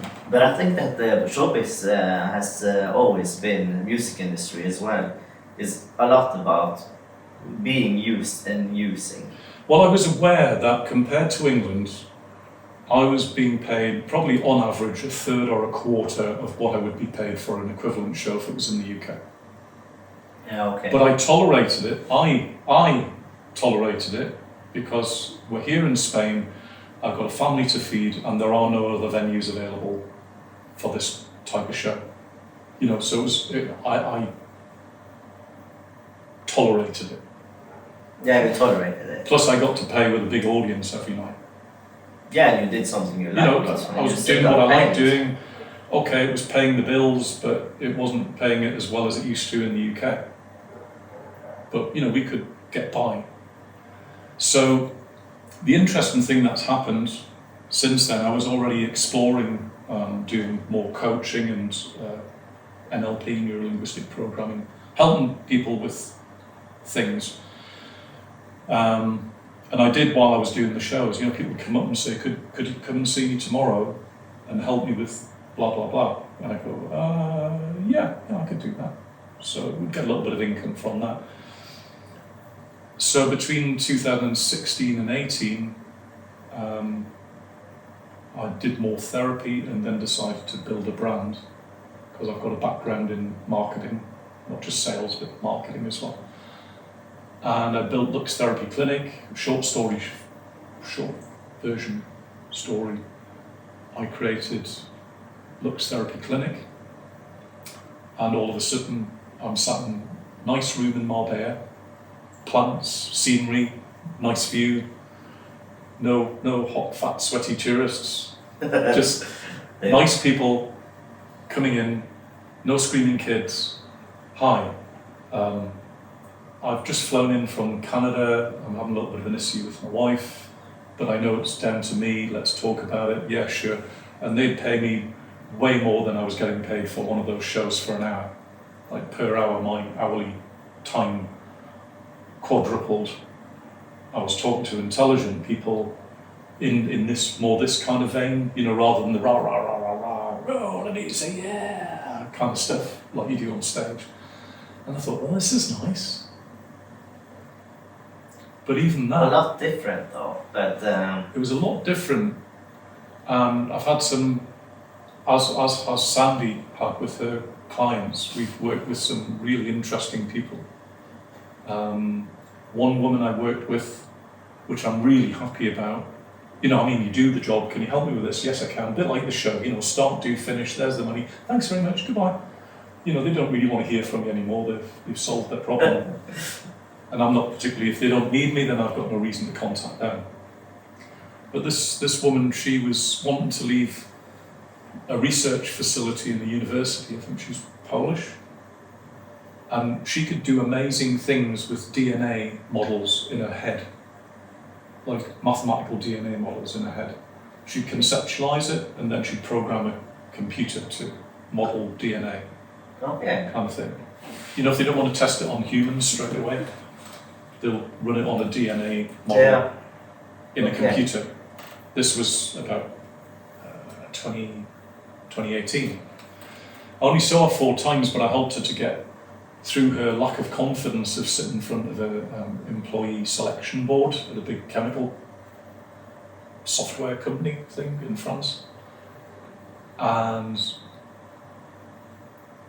I showed her how to, like how I tap into solid states when I'm on stage. That's what she wanted, because she knew her stuff. She just got the wobbles every time she went into a job interview. She was ideal for the company, but her own wobble was getting in the way. She wasn't getting second interviews. And as a result of that, within 6 weeks, she not only got a job with this software company that creates molecular models. I don't know, like I say, I don't know how this stuff works.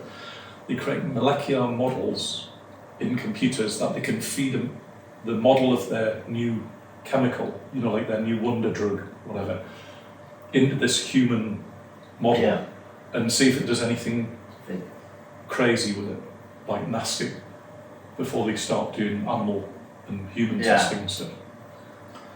Now, what's really interesting is, I said to her, look, when you sit in this energy, what do you want?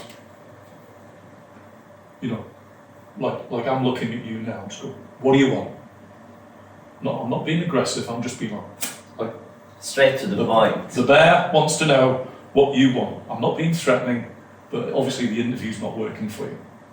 But I'm very good at getting connection with people when they want something. And said, well, I'd like to have a flat. I've looked into the company and I'd like to have a flat near their offices in central Paris, or southern Paris, overlooking the park, because when she's not working, she likes to cycle and climb mountains and have time off to do that. She says, I got a flat overlooking the park, which most people can't even get if they live in Paris, because the company's got a lot of money. They've given me flexi time, so as long as I do my research and do my projects on time and things. Recently, she's just gone up to base camp in the Himalayas. She's mountain biked through Nepal. Wow, that must gone be up to amazing. the Himalayas, and I follow her on Instagram on her photos. So she's got her dream job. And what's most interesting from that I find really satisfying, I believe that the software that she helped to configure is used by virtually every pharmaceutical manufacturing company in the world, which was used to help to come up with these anti-thingies to do with COVID. Yeah, and it's a lot of So money, if she'd those not got kind of that things. job, they may not have had the right person to accelerate that process. So I don't know how instrumental she was in that whole scheme of things, but I think it played a part. A big role. Yeah, by me helping her get past what herself, her mask of, Did you, oh, poor me. Did you use hypnosis or NLP then? Well, here's Or the other thing. things? Here's the thing. Hypnosis is a label.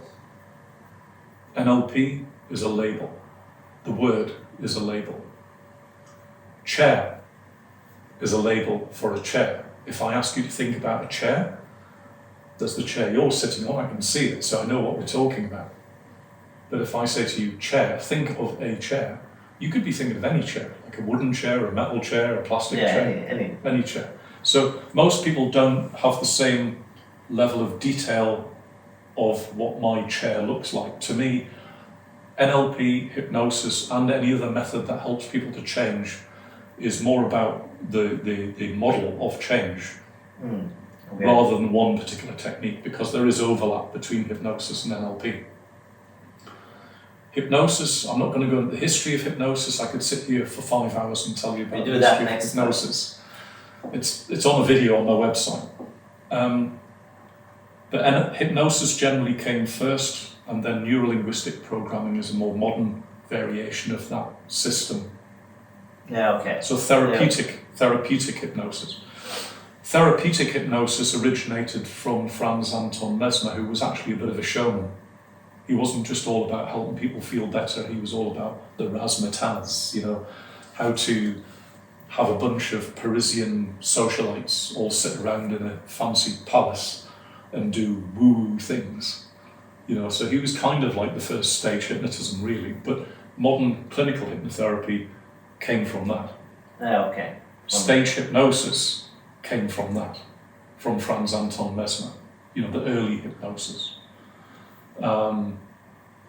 So where are we going with that? No, it was just a question. I was just Repeat the question again, because I kind of went... No, we talked about that woman, and I was just wondering when you were working with her. did I use hypnosis for that? Oh, what kind of... Well, here's the thing. If someone comes to me and said, you know, a few years ago, and said, I've seen you on stage doing the hypnosis thing, can you do some hypnosis-y thing? I mean, they don't even know what they're talking about, to be fair, really. No, I don't think many people Most do. people have got a bit, you know, you're going to swing a watch in front of my face or something. I don't know what you're going to do, but I've heard that hypnosis can help me with quit smoking, lose weight, phobias, whatever. More presence. They go, I don't really know what it is that you do, but I think maybe you might be able to help me. I've seen what you can do there. Notice, you know, I'm really beating that one to death. I have seen what you did with those people there. Wow. If you can do that, if there's any chance you can apply some of that to my situation, I'd be really grateful and I'll pay you some money. And I'll usually say yes. But I'm only saying yes to what they think hypnosis is, but they don't really know what it is. At the end of the day, they don't really care. They just want the result. Yeah, if it works. Just the result. So as an authority in it, they will ask me, can you do this? You know, if you take the car in the garage and it's a Ford dealer or a Renault dealer and you've got a Ford car, I say, yeah, you're a kind of Ford-looking kind of garage and I've got a Ford kind of car with human beings. Can you fix my car? And they go, tell me about it. Yes, I believe we can. Might take time, might take some money. Yes. You know, they know enough, so you take them on their word. So most of the time, very high percent of the time, yes, I will help these people. When I did training in NLP, I wouldn't tell them I was using NLP because I had to explain to them what NLP was. Then it just added more confusion. I would just tell them I'm doing hypnosis. Yeah, okay, yeah. Or I might mention to them, oh yeah, I do this NLP stuff. I would mention that because I would say, for your particular case, I'm pretty confident that I could do this with your eyes open and without you learning how to get hypnotized first. Bearing in mind what I said about people's desire, energy, intention to be entertained or to change the circumstances, if I sense there's the right energy there and we've got good communication going on, and the problem or situation that they've got meets the kind of criteria for me to help them with NLP, I'll tell them about NLP, I'll tell them why it's faster than hypnosis, and just go, oh, thank God for that. So I don't need to worry about what's going to happen if I get hypnotized. You're not going to be running around like a chicken, all that usual stuff. And I goes, I wouldn't have you doing that anyway. Running around, spilling all your private stuff that you don't want to talk about while you're not in control. So for people that are like me, very, hang on a minute, what's this? What's your game? Tell me, explain to me what you're doing. If it's something I'm not sure about, I'll tell them about NLP and I'll even give them an example of it before I do the work. And they go, oh, wow, that's interesting. So you help me to change just a little something. If you can change a little something, you can change a big something, and I didn't even have to close my eyes. That's wow. So, hypnosis and NLP. So, Sandie came on board with me 2019. Yeah, okay. Yeah. And she's doing some incredible stuff with clinical hypnotherapy. And I know from experience that some of the people that she was working with and the results she was getting with them for certain types of issues, especially physical issues, if they've got I don't know what they call it, just feels like where their skin's like itchy all the time. It's not psoriasis. It's like a body type thing. Irritable bowel syndrome. All right. Like an inflammation of the digestive tract, like the lower intestine or middle intestine. By all accounts, it can be helped with hypnosis because it helps people to feel less irritated. It starts emotionally, where they may be angry, stressed, or whatever, and then the body just gets wound up, and then it starts inflaming them physically. It's where a lot of physical symptoms come from as a result of stress and trauma and things. And I thought, well, this is interesting. So I've been involved with hypnosis and NLP for a long time, mainly with stage to start with, because I just wondered what will make the show start, do, finish. Yeah, very effective way. Now, that's all I'm interested in. Not interested in therapy, not all that much, not in the early years. More so for my own use, to just settle myself before a show. So when Sandie was getting results as a result of her training, not only her backache went after 7 years, doctors couldn't do anything with it. She went through a procedure where she released a lot of, or reconnected with her inner child, which released some of that tension and trauma. Yeah. Doctors couldn't do anything with it. One afternoon, doosh, gone. It's very. So I was very curious about that. So within a few years, she then began training therapists in clinical hypnotherapy. I knew most of the, I know way more history than she does of hypnosis. I know way more, some of the subtleties of hypnosis and practical, how to get people in trance whilst you're standing in front of 1,000 people, stuff that she's getting there, but she doesn't quite have the same skill set as I do in that area. But she was getting such good results with certain people that I goes, I want to know what you're doing. So a lot of her core hypnosis skills were similar to mine, but it was more, if you've got someone coming to you with a physical thing going on, migraines, weird pain that the doctors can't do stuff with, sometimes that's a symptom of either trauma or they're not listening to their body. Yeah, not even aware. Not listening to the eye. Yeah, I get it, the gut. Yeah. They're usually people that are stuck in the must succeed, never fail, be seen to be succeeding kind of families more so than anything else. You know, people that have been really through the ringer of private schools and tight schedules. And then they are not even connected with who they are in a way. No, because they're full because on. Everything is comes from somebody else. It's great skills to have, but if their families have not quite handled that quite the right way, if they've got a few quirks here and there, that can really cause a lot of damage. Yeah. So Sandie was getting really good results with, I mean, all that kind of thing, even some lower levels of drug addictions or habits.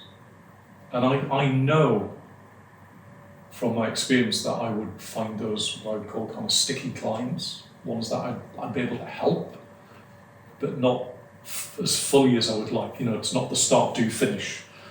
It's the start, do, it's better than it was before. Yeah. But it's not done. But it's also in health that it's also a process, always. Yeah, and I then became Sandie's student in clinical hypnotherapy. And then thought, okay, that's met my curiosity about what she's doing, you know, the bits in clinical hypnotherapy. So there are very specific systems and protocols for how you ask people certain questions when you're in finding out whether you can actually help them or not. So they can connect to the and stepping them subconscious through a specific process for each appointment. So it's not just the hypnosis, it's how you language all of that with the client. That's what I was missing. But once I got through the end of that, I then started, because the show had kind of gone on the back burner and I was spending most of my time in Marbella meeting with clients. I was still doing a few shows here and there and travelled back to England and did some theatre shows and things every now and then. Good money, good audience. The bear started going, is this it? Is this it? For the rest of your life, you're going to sit in a room and listen to people's troubles and fix it, even with clinical hypnotherapy and all of your NLP and with all of your certainty. Is this it?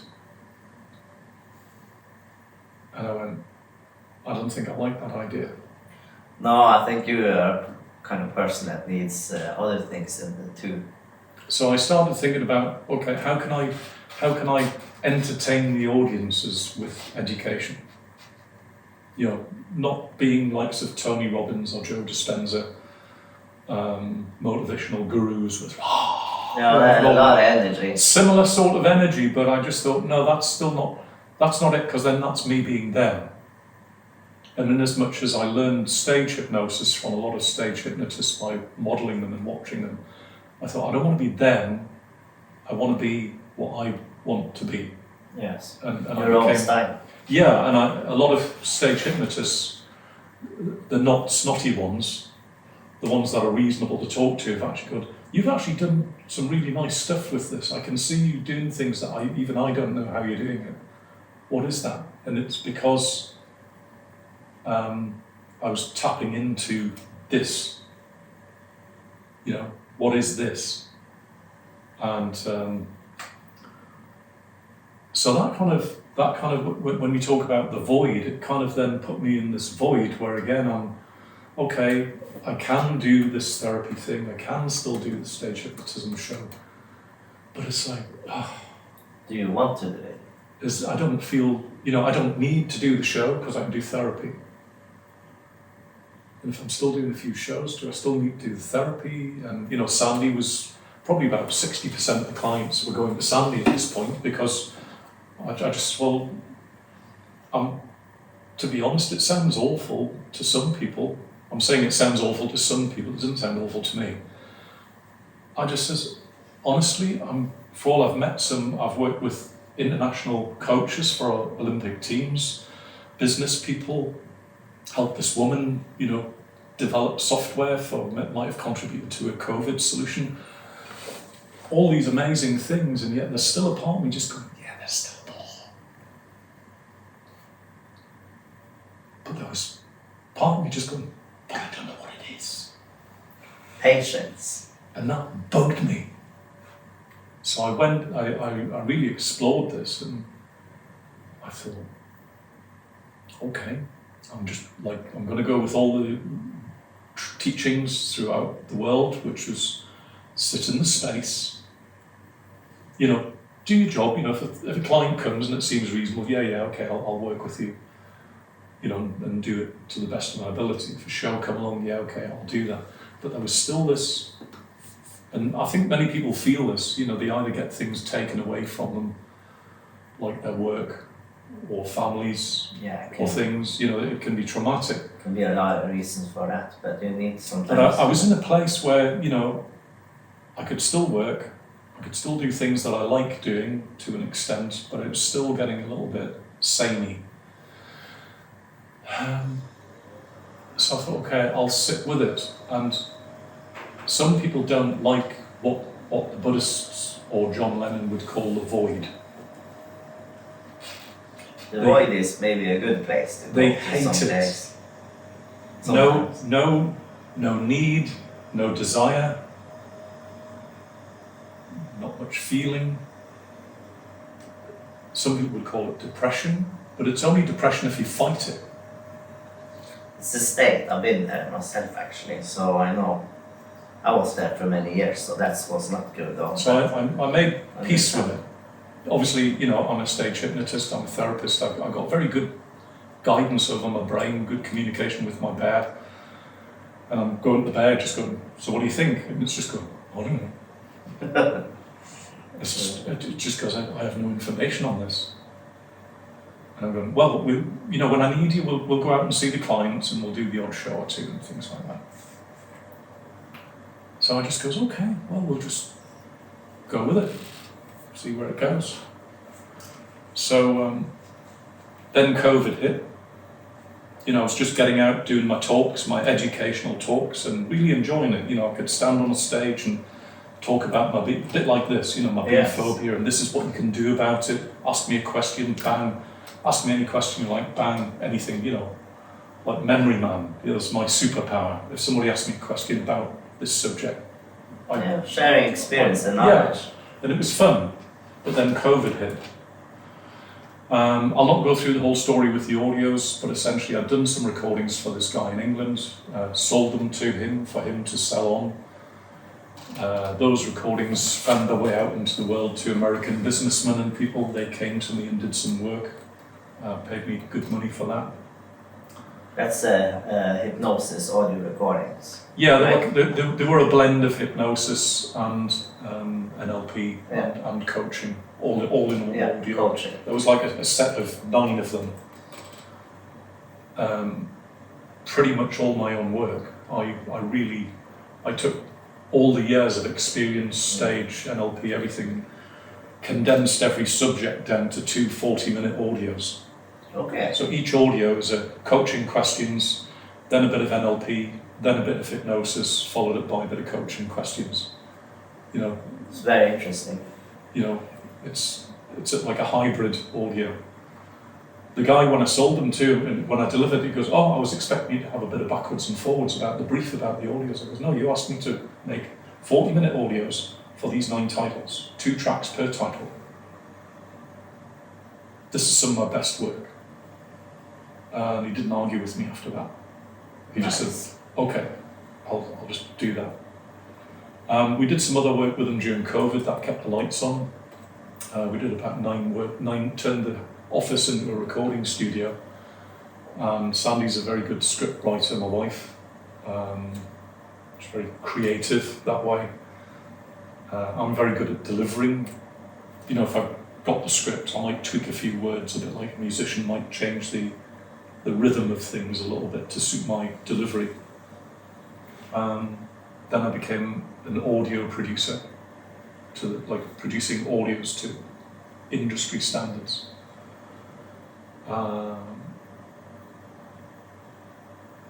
And then we were just, about a year or so after that, we just, get all busy, let's survive through this COVID thing. And we just got out the other side of that. And then my mother and father had reached their sell-by date. They were into their 93s, both of them. Yeah, okay. And that's when we come to this is where we start coming to the wrap. Yes. Is pretty much from COVID, it wasn't appropriate for a couple of years to work on stage with stage hypnosis because you need to be in physical contact and proximity to people on stage. You need to sit people next to people To each other, yeah. on the stage, so they've got that energy connection for things. So I just thought, I'll get back to it in a bit. I'm busy. We've got these recordings. We've got Lux Therapy Clinic. Zoom made things a lot easier, so we could move to the lake, where we are now, because I would say about 60 or more % of our work now is on Zoom, internationally with clients. Some along the coast in Gibraltar. It just saves them a 2-hour drive. Yeah, you do, but you also reach people around the world. Yeah, so the audios are getting out into the world, even for people that maybe not have finances to work with us personally. It is helping at a global scale, so that's nice. It's helped the rep a bit. Top selling, was it number 2 in Australia for hypnosis audios? Oh, that's brilliant. That's really good. And the number 1 guy in England is number 5 in Australia. Yeah, okay. They don't like him as much as me. I'm more funky. He's a bit stiff. He's definitely living in somebody else's shoes. Yeah? Yeah, big time. He's not himself. I'm not going to name him, but he knows who he is. Made a lot of money, a lot more than I have, but he's not a happy puppy inside. But this, I would say, profession, job, it seems like you have to be a hypnosis coach in this, and creating audios and stuff. It's just people who are in the business who create it. This is not, it seems to be not a very, it doesn't seem to be so many people who are into this business or industry. There are plenty. There are plenty, yeah. Yeah, but if you haven't already sussed this by now, when I get interested in something, I want to know all about it. Yeah, you learn everything. And I've researched a lot of hypnosis audios over the years, listened to lots of them. Even though I didn't know how to do the audio production at the time, I knew it wasn't very good because I've got a very good ear for audio. I love music and I can hear when something's not right in the production. So yes, there are a lot of people out there. Some of them, like the guy in England, which will remain nameless, has sold millions of pounds worth of audios, and they're okay. The production's really good because he's got the money to get a good production team on it. But as someone who knows how to read people, I can hear that he's walking in other people's shoes. He's not totally himself. And I know he's had mental issues as well. But he's got his mansion in the States. He's got all of that. He got all of that. But I would not want that at the price of my happiness. Or my I understand. I want to be my own guy. Yeah. Even if that comes at a cost, I'm willing to stand by that because this is more valuable. Me is more valuable to me. And I can see when other people are not being true to themselves. They're selling out. So what happened the last couple of years, I think we'll kind of wrap this off fairly quickly, is throughout all the patterns, through all the knowledge that I've absorbed, throughout all the learnings, all the experience, all the ups and downs, all the pointing fingers at parents and authority figures and everything else that's gone on. When My mother died in June 2023, a year and a half ago. I was expecting to get upset because I like to plan things.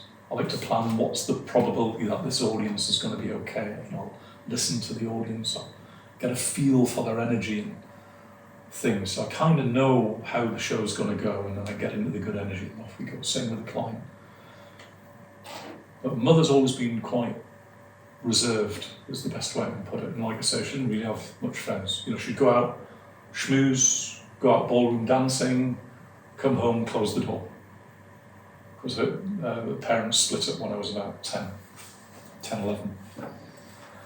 My dad was quite similar. He'd go out and socialise, but never anyone coming around his house going, "Hey, how are you doing?" or anything. That's really strange. And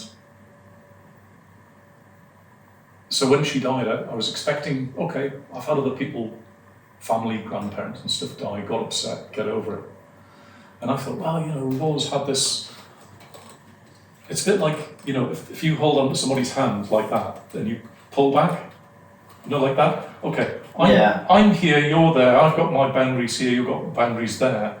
It's like a little bit then. When it's like this balancing act. Yeah. And it was like, when she died, it was like, okay. I fell over. Yeah.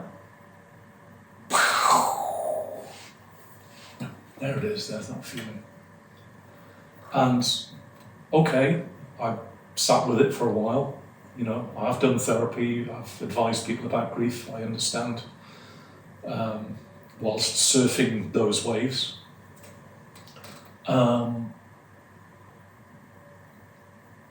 As I kind of came out the other end of that, 6 months later, then my dad died.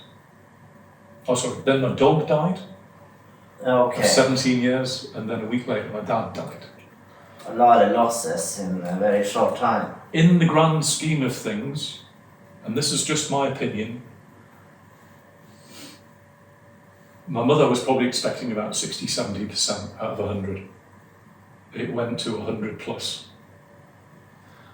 My dad, complicated relationship, lovely guy, but again, he's quirky. He's got his quirks. That was probably about 40 or 50. And the dog was probably about 40 or 50. He goes, but it's a dog. Yeah, but actually, I had a lot more good times with the dog. They are loyal and they are always there. Yeah. So as all of these things have subsided, I've been, trying to, I was barely able to function. I do a lot of work on computers and stuff usually, or just sitting thinking about stuff. And Sandie my wife wanted me to do something with, say, one of our websites. I'd go, I know I can do it, I just can't access the information. I can sit at the computer and I'll just sit there all day. I just don't know where my stuff is, because I'm in this. Yeah. I'm in this altered state that I've not been in much before. I know what's going on, but I just can't function. So she goes, okay, I'll sit at the computer with you. Goes, okay, what do we do? Goes, turn the computer on. That's a good start. Okay, what do we need to do now? Okay, we need to log into the website. Do you know how to do that? Yes, I do that. And I put my password in. Great. What do you want me to do? We need to go to that page and change this text. A bird flies by without the window. Sorry, what are we here for? What's going on? We need to change that word on the the thing on the text. So can you do it? Because she doesn't know how to do it. I go, yeah. Now I know what I'm doing. Like click. Okay, on do that. So it's like that for months. Dissociation. Yeah, it's very strange, but I'm used with altered states, been working with my altered states, other people's altered states for years. So it was strange, but not totally unusual. It was just something we needed to deal with or live through. But as we come out the other side of that, there was two, we talk about closing off the loops, like, You don't like loose ends. Two main things that come to mind right now were, one, as the waves of loss subsided, especially with my mother, or during that time, it was kind of mixed up as well. There was like a couple of things going on there. One was loss, like upset. And as that one just started to subside, this other wave came through, and it was like white hot rage. And it seems, I've given this a lot of thought, and it seems if anyone's, experienced grief or grieving, that kind of thing, grief seems to me that there's the initial loss. Hopefully it's not traumatic. My parents, they passed fairly peacefully, and very quickly they weren't in pain. They just stopped. The lights went off, which was in a good way. But grief, from my perspective, even though I've worked with other people with severe grief and trauma, seems to be, when we talk about whatever fires together, wires together and things, like associated things that are similar to, yes, and similar to or related to the history of my mother. Obviously we moved to Spain. I don't go over there that often. I have lots of video calls once a week with her. When she died, it was like this energy bubble went kaboom. And then because there was so much energy present, upset related to her, then that energy fed down the pipe into everything I've ever experienced about her. Yeah, I think I understand. So when I said to you, it's like holding hands and leaning away from each other. When that kind of disappeared, like poof, like that, yeah, the energy released. And what it brought with it was not just loss, it was all the stuff that I thought I dealt with and I had not. That's very naturally that happens. Including all the good shit. All good things, and all bad things, all of it. All of it. Yeah, it's very natural. And when we were talking earlier, before we came on, about trauma in the body, trauma or things that are learned before you know how to even speak or know what words are. A lot of my stuff that was bound up in my body related to her then surfaced. Yes. So it's starting to go now, but you can see on my forearm there, there's kind of like a patch. Yes. Yeah. Not that long ago, for the last 9 months, that's been bright red, and I've never had anything like it in my life. Strange, huh? And yeah, this, some rash there too. and there's a few others as well.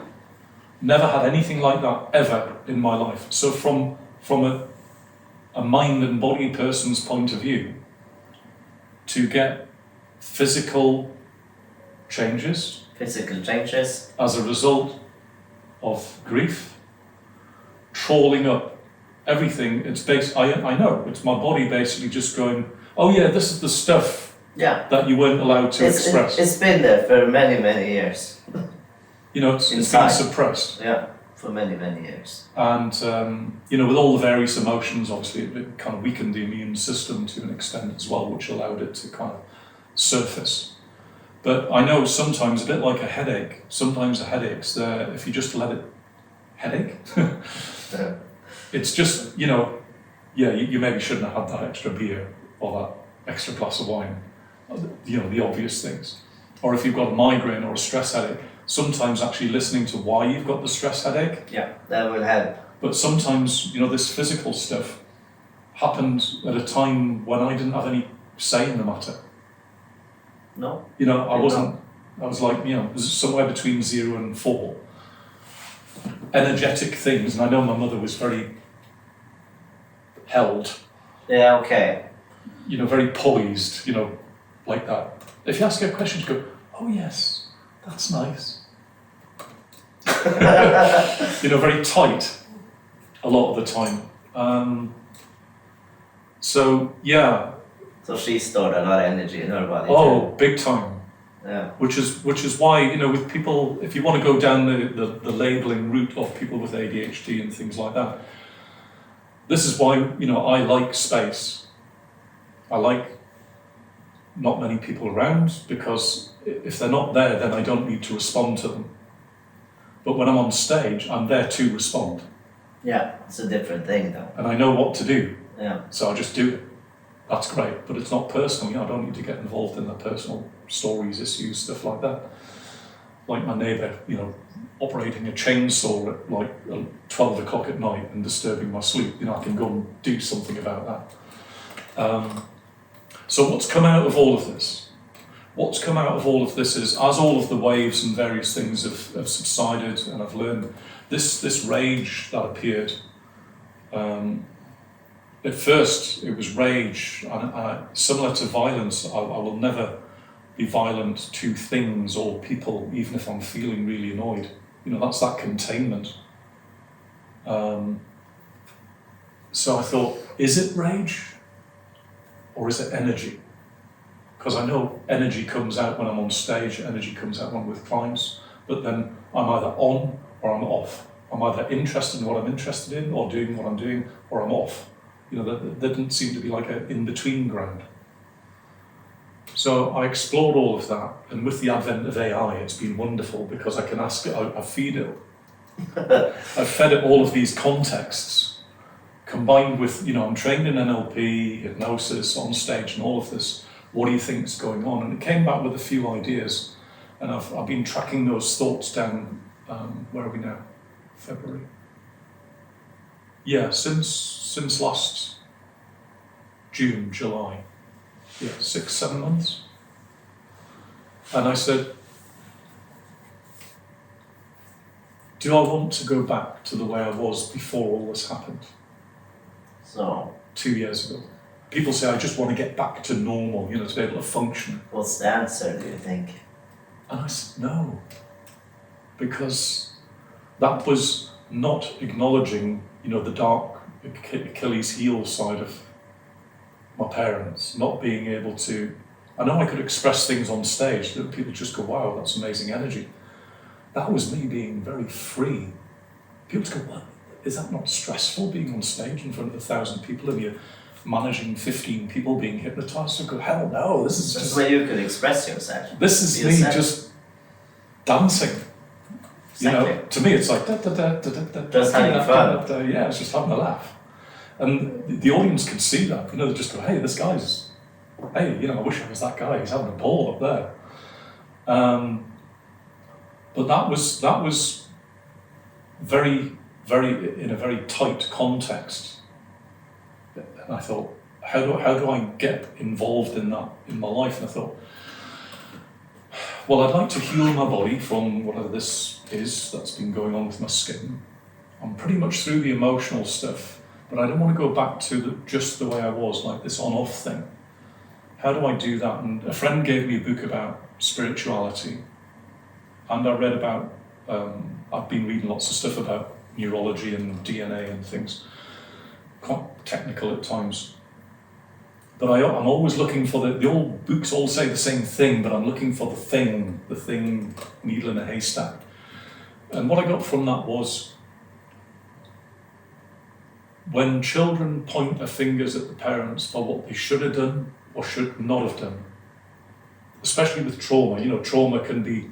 Yeah, it's usually a generational traumas a lot of times. Neglect by the parent, either not being physically present or not emotionally available, and especially for very young children. A lot of times it's like that. Yeah. So I know that's kind of floating around as well, but I think, that's been kind of passed on down the line through my parents, because I know their history. I don't know all their history, but I know enough of their history to know that. And I was reading this book about DNA and ancestry, and I've mentioned I've tracked the ancestry back to the 16th century on all the sides of the family. And we come from a farming community. And it suddenly struck me, and I mentioned this earlier, that all of my genetic family lines were predominantly farming people living in the countryside, not in the cities. And I've tracked the lines, I can see where they lived. They're not city people. You put me in a flat, an apartment in the middle of the city for longer than a week, that's the quickest way to drive me insane. Yes, it's not for everyone. If someone says, here, have this apartment in the middle of Marbella, or Fingerhole or somewhere, it's a lovely location. No thanks. I'll take it, but I'll rent it out. Yes. I might holiday there, but I wouldn't want to live there. Because all that going on to me is like, I'm actually quite sensitive to things going on, and the only way I can deal with that is to blank it down. So when I realised that, I thought, actually, a Rottweiler's a Rottweiler. We talk about nice and nasty. A Rottweiler's a Rottweiler. A Chihuahua's a Chihuahua. Because the nice person probably came from a line of nice people. Probably, not always the case. And the nasty one probably came from a line of nasty people. Probably. Talking about extremes. Yeah, talk about the extremes, yes. And so you might get a nice Rottweiler, but I'd still want the Rottweiler to guard my sheep on my house. I don't particularly like Rottweilers, but it's just an example. And a Chihuahua, would I want that looking after my sheep? I don't think so. It just hasn't got what it takes. No, they would probably eat the Chihuahua.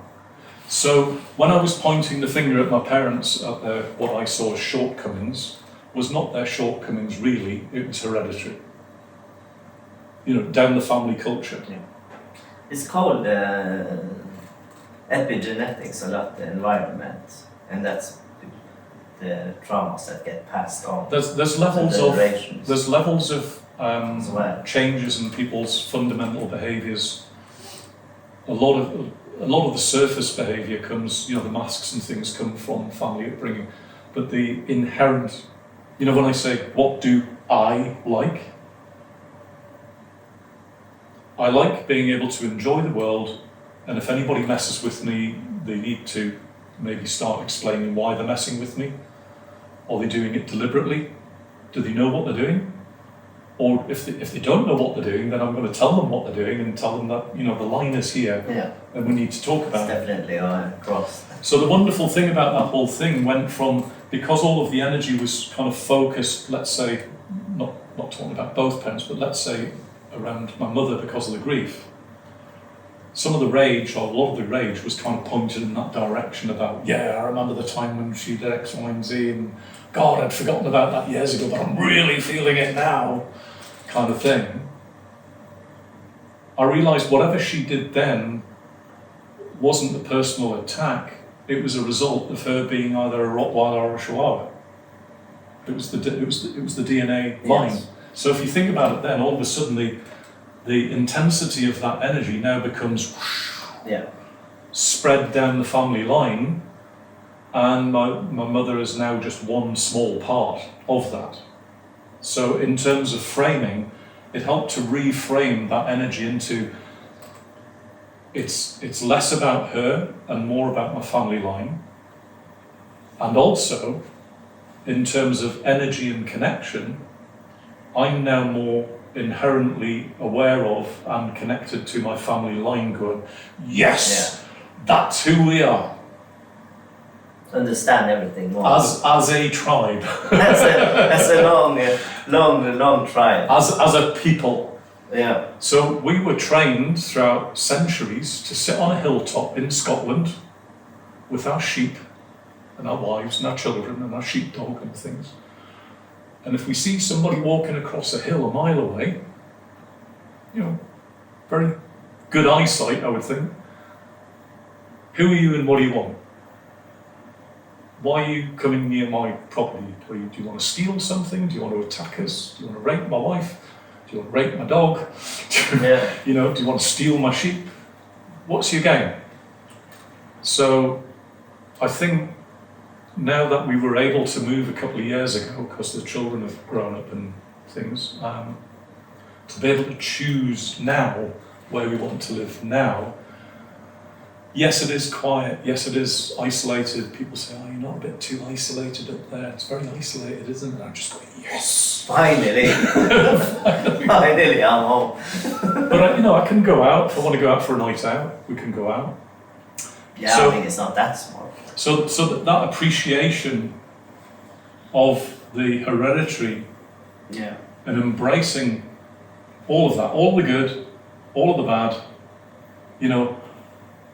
and I know this seems stating the obvious, but it's always the case. The obvious things, yes, you can read about it in a book, but when you really connect with it, it's just Totally different. okay. I've Yeah. heard this before, but I didn't really get it.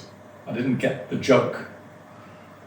Then it's a different thing to embody everything and really, integrate it and understand the whole meaning. So that's history. What about the future? My children, my future friends, acquaintances, my getting back into life and living, because even though I live in the middle of nowhere, I can still hop in the car and get on an aeroplane, go wherever I want to go. I'm not a tree, I'm not stuck there.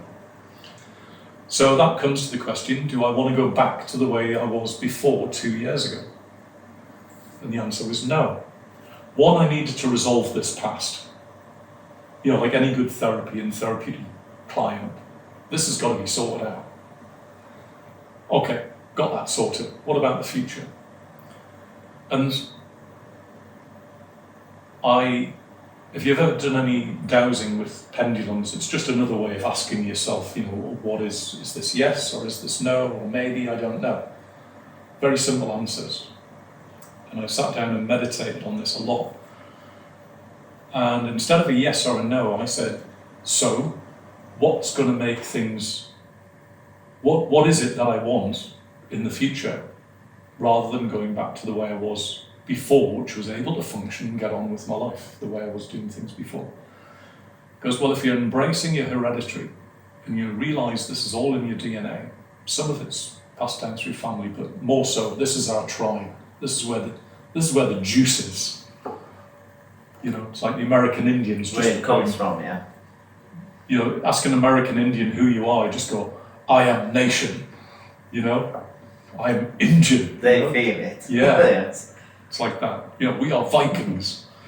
So now that I've tapped into that, going forward, I asked, so what's the future then to help one, heal my body and go into whatever the future is.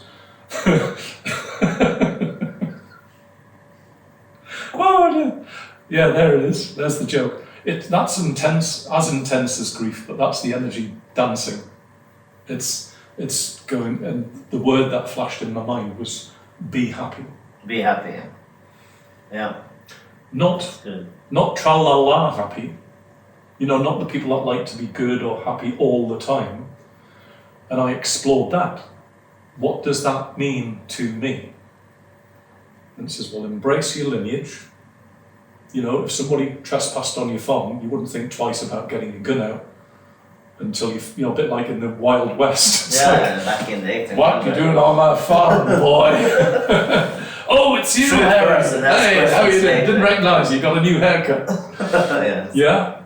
So it's still having a sense of humour, so that's happy, but it's still also intensely dark, which then brought me to exploring integration of the shadow, Jungian psychology, where a lot of people avoid embracing their shadow. Like the happy people, the really super happy people, or the really nice people. They're not willing to draw a line because they don't want to be seen to be bad or dark or angry. No, can't be angry. They have never been allowed to be angry at home, so that is why.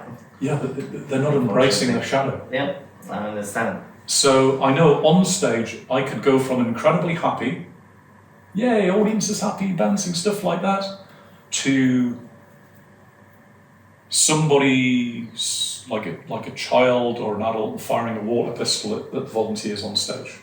They've now invaded my territory. They're messing. I'll go DEFCON 1, 2 and 3 on their ass. Yeah. 1, I'll stand in front of them, they can even squirt me if they want, but you are not doing this. And the audience will feel like it's like clouds come over, you know, like the weather has changed. But I don't stay there. I don't need to. You know, I've made my point, move on. You know, like that. So with this book on spirituality that I found, it was about spirituality without religion. Or you don't need religion to be spiritual, something like that. I forget the title. I've got it in my notes. And what I got from that, all the literature around that was, and this word is unique to the spiritual communities, a sense of aliveness, a sense of livingness, not just living, livingness. Livingness. Now, Sense of livingness. anyone listening to this, if not now, at some point, really run this by your brain. You say, I am living, or I'm alive, I'm living. Add ness on the end. Now, I've run this living versus livingness, being versus beingness, having versus havingness, doing versus doingness. You know, adding ness on the end of any word I can think of, like Yes. Behind. even linguistics professors from universities, my children and other people, some don't get it, but the vast majority of them come back with similar language. And this is the nuance of NLP, the nuance of language. And most of them come back with, they say, it feels more, there's either more energy there, or spacious, or more evolvingness kind of thing, rather than just living or being.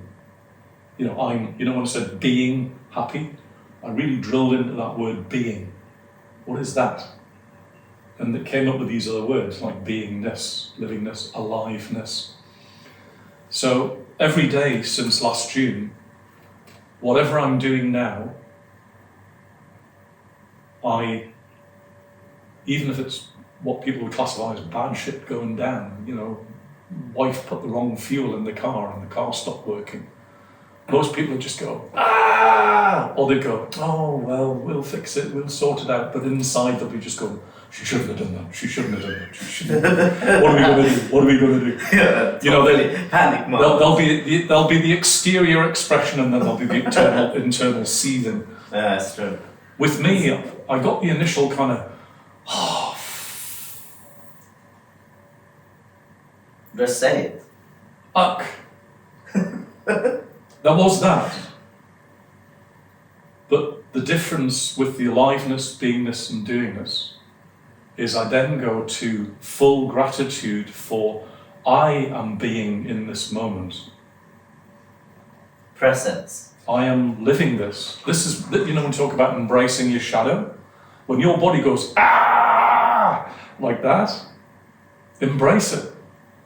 So you're not pushing it down. Yeah, don't suppress the feelings. You're not hiding it with a mask. It's just there. But inside it goes, it kind of goes, oh, fuck. It's funny this. I'm actually alive to be aware of the day that my wife put the wrong fuel in the car. I always remember this day. It's so funny. Yeah, seems like a very good day, actually. But do you get what I mean? Whatever's happening, it could be funny stuff. And then naturally people like funny stuff, like good stuff. Oh wow, I won the lottery. Oh wow, I won the meat raffle at the local restaurants. You know, I have nice things that I didn't have before. Oh, isn't that pleasant? And they naturally appreciate that, but they don't appreciate the bad shit or the dark stuff. No, nobody will recognize that. They don't. They can learn from it. And this is it. So since last June, you know when you said, so do you do NLP or hypnosis? I've had a few people come to me saying, some of them I've worked with before, with more kind of formal, now we do the trance, now I help you sort it out, now you're all better with hypnosis, going through that game plan. Yeah, the strategy. Yeah. And they've said, Stuart, yeah, I've got this other thing going on. I goes, look, so I told them the story in a shorter form, about the grief, the energy and all of this and what I've found as a result of that.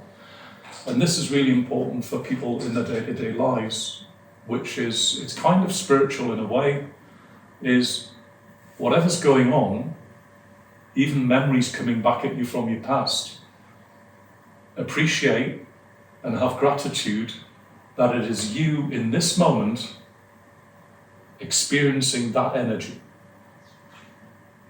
Yeah, I understand what you mean. That sensation, whatever it is. Yeah. So if you remember a happy feeling, Anyways. you go, wow. When I said what I like, this like very core perspective. Now you're actually saying, you embrace, if it's current reality, something's happening, like a moped cuts you up in the car and nearly hits you, naturally everyone just goes, oh, that was close. And normally then I would just let it go. But now, why would you let that energy go? What we'd classify as negative energy. Now it comes into me and I go, like everyone else, instead of just kind of letting it go, it comes into me and then I go, wow, that's me living in this moment. Processing it. I own it. Owning my experience. Yeah. From moment to moment to moment. And one way that I've done that every morning, not so much now because it's a bit cold, but every morning until I could, which was about November, I'd go into the swimming pool to do my morning kind of set my mind for the day. And as the weather got a little bit colder, it's that same thing. This is how I normally explain it to people, is when you go into the swimming pool, and you get that part of your brain, even before you go in the pool, just going, oh, it's going to be cold. And the other part of your brain just goes, yeah, but it's good for your body. I've watched all the Wim Hof videos about immune system. Breath working. Yeah. So it's good for your body, but there's part just going, oh, it's going to be cold. And then you got this internal dialogue. I thought, no, I've made a decision. I'm going in that pool, whatever happens. So I go in the pool, and when you go in a pool and it's a bit on the cool side, and your breath goes like that. Everybody does it. It's a reaction. Listen, every body does it. In all the literature that I've read around trauma, that, if you actually appreciate that and then release, that helps with trauma. Yeah. I take it the next step, like the moped and other situations and things like that. When I go in the swimming pool, that's one of those. You go in and your body goes in that, not sure about this mode. And then I go from that, instead of letting it go and getting used to it, I sit on top of it like riding an elephant and go, wow, that's me going in the pool. And the other conflict that I had about the going in the pool versus not going in the pool, I addressed that as well. I goes, when I go in that pool, it's going to be almost identically the same to when I went in the pool yesterday. It's not about it being cold, it's going to be identical. I'm going to go in the pool, I'm going to get like that, and then I'm going to go, yes, that's me living. Do you get it? Rewiring. Yeah. Yes. So that's not NLP, that's not hypnosis. So I've explained this to a few of my clients, and some of them have actually said, yeah, actually, that's what I want. I don't want there's the language. It's not so much that I want the problem gone, it's like I want to feel more connected to my life. Yeah. I want to feel more present. I want to feel more purpose. And some of them actually say, I want to feel happier. It goes, exactly what do you mean by that? Does it mean tra-la-la-la-la? Or does it just mean, happier means feeling alive? Alive, better, connected, rather than just presence, awareness. Being a robot doing their work, going to school, dropping their kids off. I've been there. So that's why I said I don't want to go back to that. So I can still sit and look at a tree and zone out if I want to. If somebody annoys me, I can look at them with my tribe inside me of my ancestry and just go, Do you really want to do that? Shoot first and ask questions later. And they can see I'm not being aggressive. They can just see they're not just looking into my eyes, they're looking into the eyes of my tribe. Yeah. And just say, no, I don't think so. And in terms of business, negotiating with your children, negotiating with or communicating with various people, you're actually honouring those people much more, because the greatest respect as a therapist or as a human being that you can give another human being is to actually be present with them.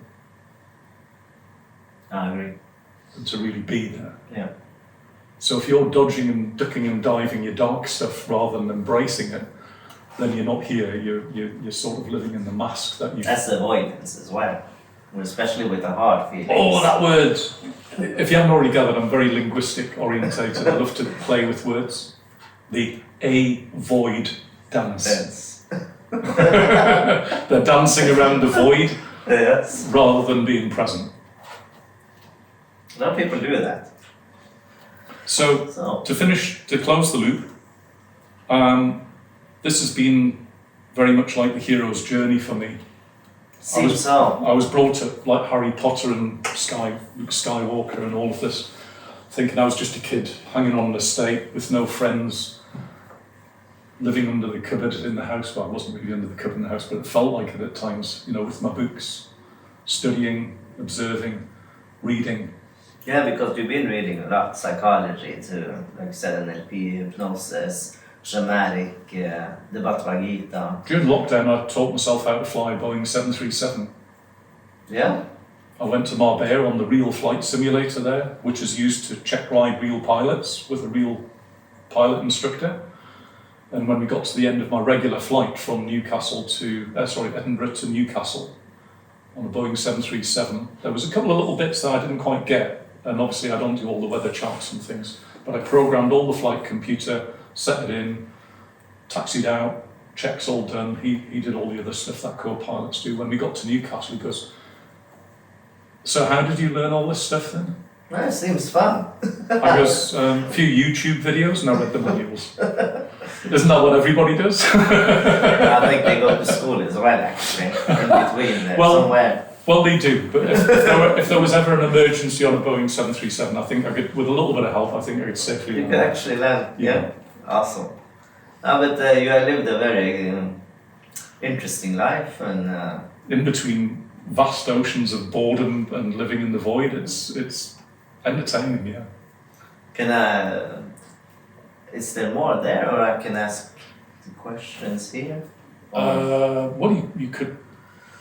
Okay, let's. It's just the normal questions I usually have with everyone. The here. normal questions. Yeah. What did performing give me? Freedom. Conditional freedom. I would have said freedom at first. Freedom is the first word that came to mind. It gave me the freedom to just be and do me. Yeah. Whatever that is. So, and for me listening to you now, it seems like when you find, on stage you put everything that you felt confident in what you love to do. Everything I've learned, everything I've experienced, all happens in that moment, like travelling through time during the show. It's perfect. But it was conditional freedom, and to some extent an addiction as well. Yeah. Because I couldn't, if I wasn't doing the show, I'd gone, where's the next show? How many shows we got in? We've got some shows in, because I want to do this. One, because it was valuable to people, but also it was valuable to me. Obviously I had a level of significance and competence out of it as well. A reaffirmation that I could handle anything that audiences could throw at me. Not literally, I don't think. I've only had three times an audience has actually thrown something at me. One was a big plastic bin filled with empty Coke cans. Yeah? Yeah, but I think he was drunk. It was here. But interestingly enough, I told all the members of the audience and the volunteers on stage that I was captain of the Starship Enterprise, and I had a force field around me. And weirdly enough, the bin dropped just where the force field was, and the audience went wild. This went, that's amazing. He threw the bin at the guy, and it bounced off and didn't even touch him. That's crazy. So yeah, it gave me freedom. What happened when I stopped making the bear dance? I didn't stop making it dance, I just found I didn't have a need for it for a while. But I think we've gone full circle on that now. It's like, Yeah. I don't think I don't think there is a bear now. There is no bear. Not at all. There is no bear. It was my shadow. It was always me. It was always me. I just chose to go, okay, bear, just take care of your stuff. Because as a child, that's the only thing you can do is just. But now you are in line with everything. Yeah, I'm a dancing now. bear now. Yeah, dance for my dinner. What did it reveal about your parents, especially your mother, over this last couple of years? I think it revealed that I finally saw the joke. Acceptance. Yeah.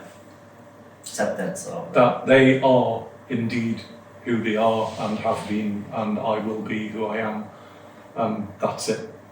It's important learning, lot to learn about that actually. What does aliveness and beingness feel like now? I mean, like every body, every human being, I still have days when I'm chatting with my AI mentor that knows everything that it really needs to know about me. My quirks, my psychological profile, everything else. And it is very helpful. But I still have days where I get halfway through the afternoon and I go, you know what? I'm done with this.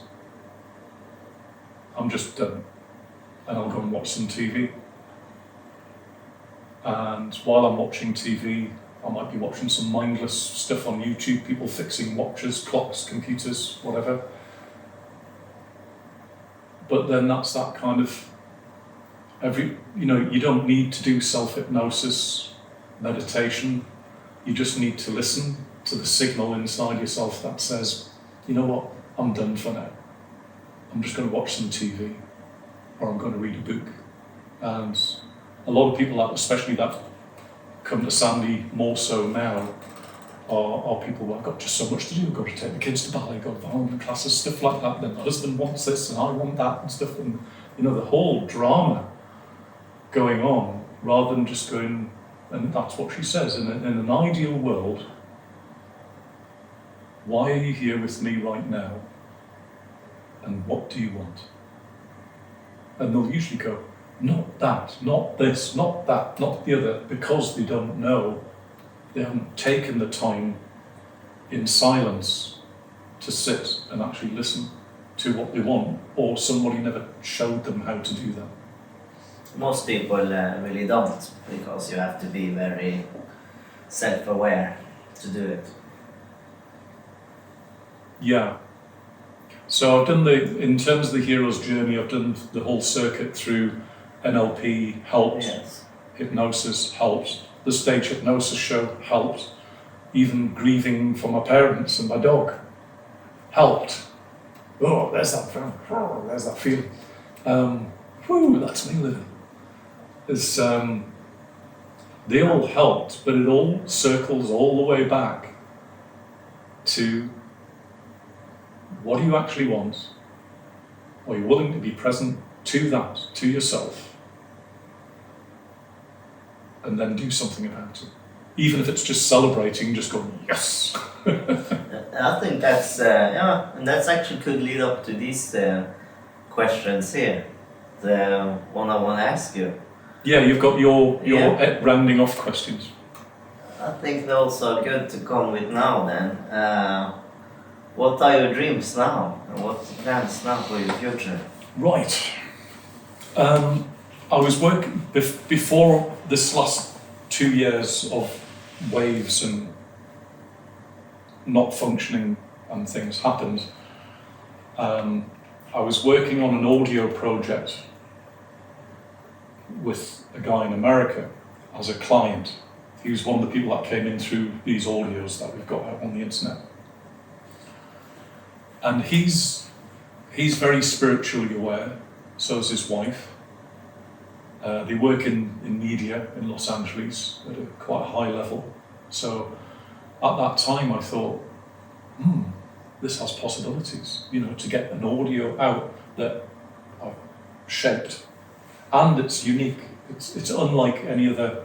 I'll move this away from this water away from your laptop. Because of my depth of experience and learning, I came up with an audio and developed it, and it was to help him and his wife. They said they wanted an audio that wasn't 25 minutes long. They really enjoyed it. They really enjoyed the private sessions I did with him. Very helpful, with hypnosis, NLP and stuff. And then we sort of got talking about this audio, and I said, all right, so you want something really short. So I managed to cut down this hypnosis audio from 25 minutes to 20 minutes to 15 minutes to 11 to 8 to 7. I trimmed out, it's like distilling something. Trimmed out off every microscopic piece of fluff, in how my stage. This is not la woo hypnosis stuff. It's designed to wake people up in the morning. Okay. It's not designed to get people in. When I say it's not designed to get people into like what I classify as like downstate trance. Relaxed body, relaxed mind. That's what most people would think of as hypnosis. When I said to you, most people think of hypnosis as this. I've got other stuff that it's like magic compared to what they think about hypnosis, even what they've seen. Even other hypnotists that I've talked to about this, they've just gone, you do what? And these are experienced hypnotists and hypnotherapists. So, and I've researched it with my depth of research, and I'm very good at finding anything on the internet. There's nothing like this out there. In 7 minutes, first thing in the morning, I've parted ways with the American guy for various reasons now, but this is my baby. In 7 minutes, and we've done focus group testing with a range of people, adults, children, some that have already been primed with pre-experience with me or Sandie. Some have never had any experience with me or hypnosis or anything before. When adults and children listen to this, within 30 minutes of waking, they can have headphones on or they can just listen to it on their phone. Given that I operate on stage in flow state, everything's great, got it all checked, next, like that. The results have come back. The vast majority of people, apart from some subjective likes or dislikes about the music that we've used, the effect is that they're getting to the end of the day, including their children, with less stress, and they've either got the same amount of work done with less stress, or they've got more work done, and they've got spare energy at the end of the day to actually do more fun things that they'd like to get on and do. So it's almost like greasing the wheels of their, we talk about default mode network. Instead of them going from sleep to in-betweeny land, kind of, that hypnotic in-between state, and then to awake, oh, right, it's Monday, 9 o'clock, got to get the kids to school, then I start work, then I've got that project, then I've got my shopping list, then I've got this, then I've got that, and then they're into the cogs of the day. They overshoot that state, and they go into flow state, and then they're operating from flow on the tasks through the day. So there's a lot less friction, and all the focus groups are coming back and saying that. So with everything that's gone on the last couple of years, that's been put on the back burner. I'm now going to revise that whole thing. But I didn't have anything else 2 years ago, other than stage show and therapy. This is the focus now then? Well, this was the focus going forward. I thought, well, this is great. I'm going to get global reach with this because it's unique, it's cheap to sell, it has impact, it's unique. Children can listen to it because it's not hypnosis. You know, you're not putting children into hypnosis. You're just getting them awake. And which parent doesn't want their children awake? Presence. You know, like awake and focused, rather than awake and tired and unfocused. So that's coming back into my world now. I've got time to do that. But because of this aliveness and beingness and doing this and everything else, I've now got a new story to tell. And the morning helps people to have more aliveness and beingness and doingness. So now it's part of this. It's wonderful. Good. So I've been kind of allowing over the last 2 or 3 years I'll only work with therapy clients if they're a good fit for me. You know, rather than, oh, well, you're a therapist, you're supposed to care. I understand. Have you ever watched the TV show House? Oh, yes. Yeah, I'm kind of a bit like House. It's like, I'll only work with you if you're interesting. You know, if I think I'm going to have fun working with you, I'll work with you. But if they're being a bit awkward or a bit like that, I'll just go, no, I'm not feeling it. I don't care how much money you've got. I'm not interested. So that to me is integrity. Yeah. And it's probably better as well, because then you will be able to help people you actually can create a good rapport with instead. So if that audio had gone to market over the last couple of years, one, I wasn't in a mental state to meet and greet clients going, hey Stuart, loved your audio, I want to work with you. I probably would have let everybody in. And it wouldn't have been healthy for me. But through all these revisions since then, I feel now, you know, I'm most definitely this. Yeah. I might still do some comedy hypnosis show. I've still got some thoughts. I've got a lot of connections along the coast and in the media.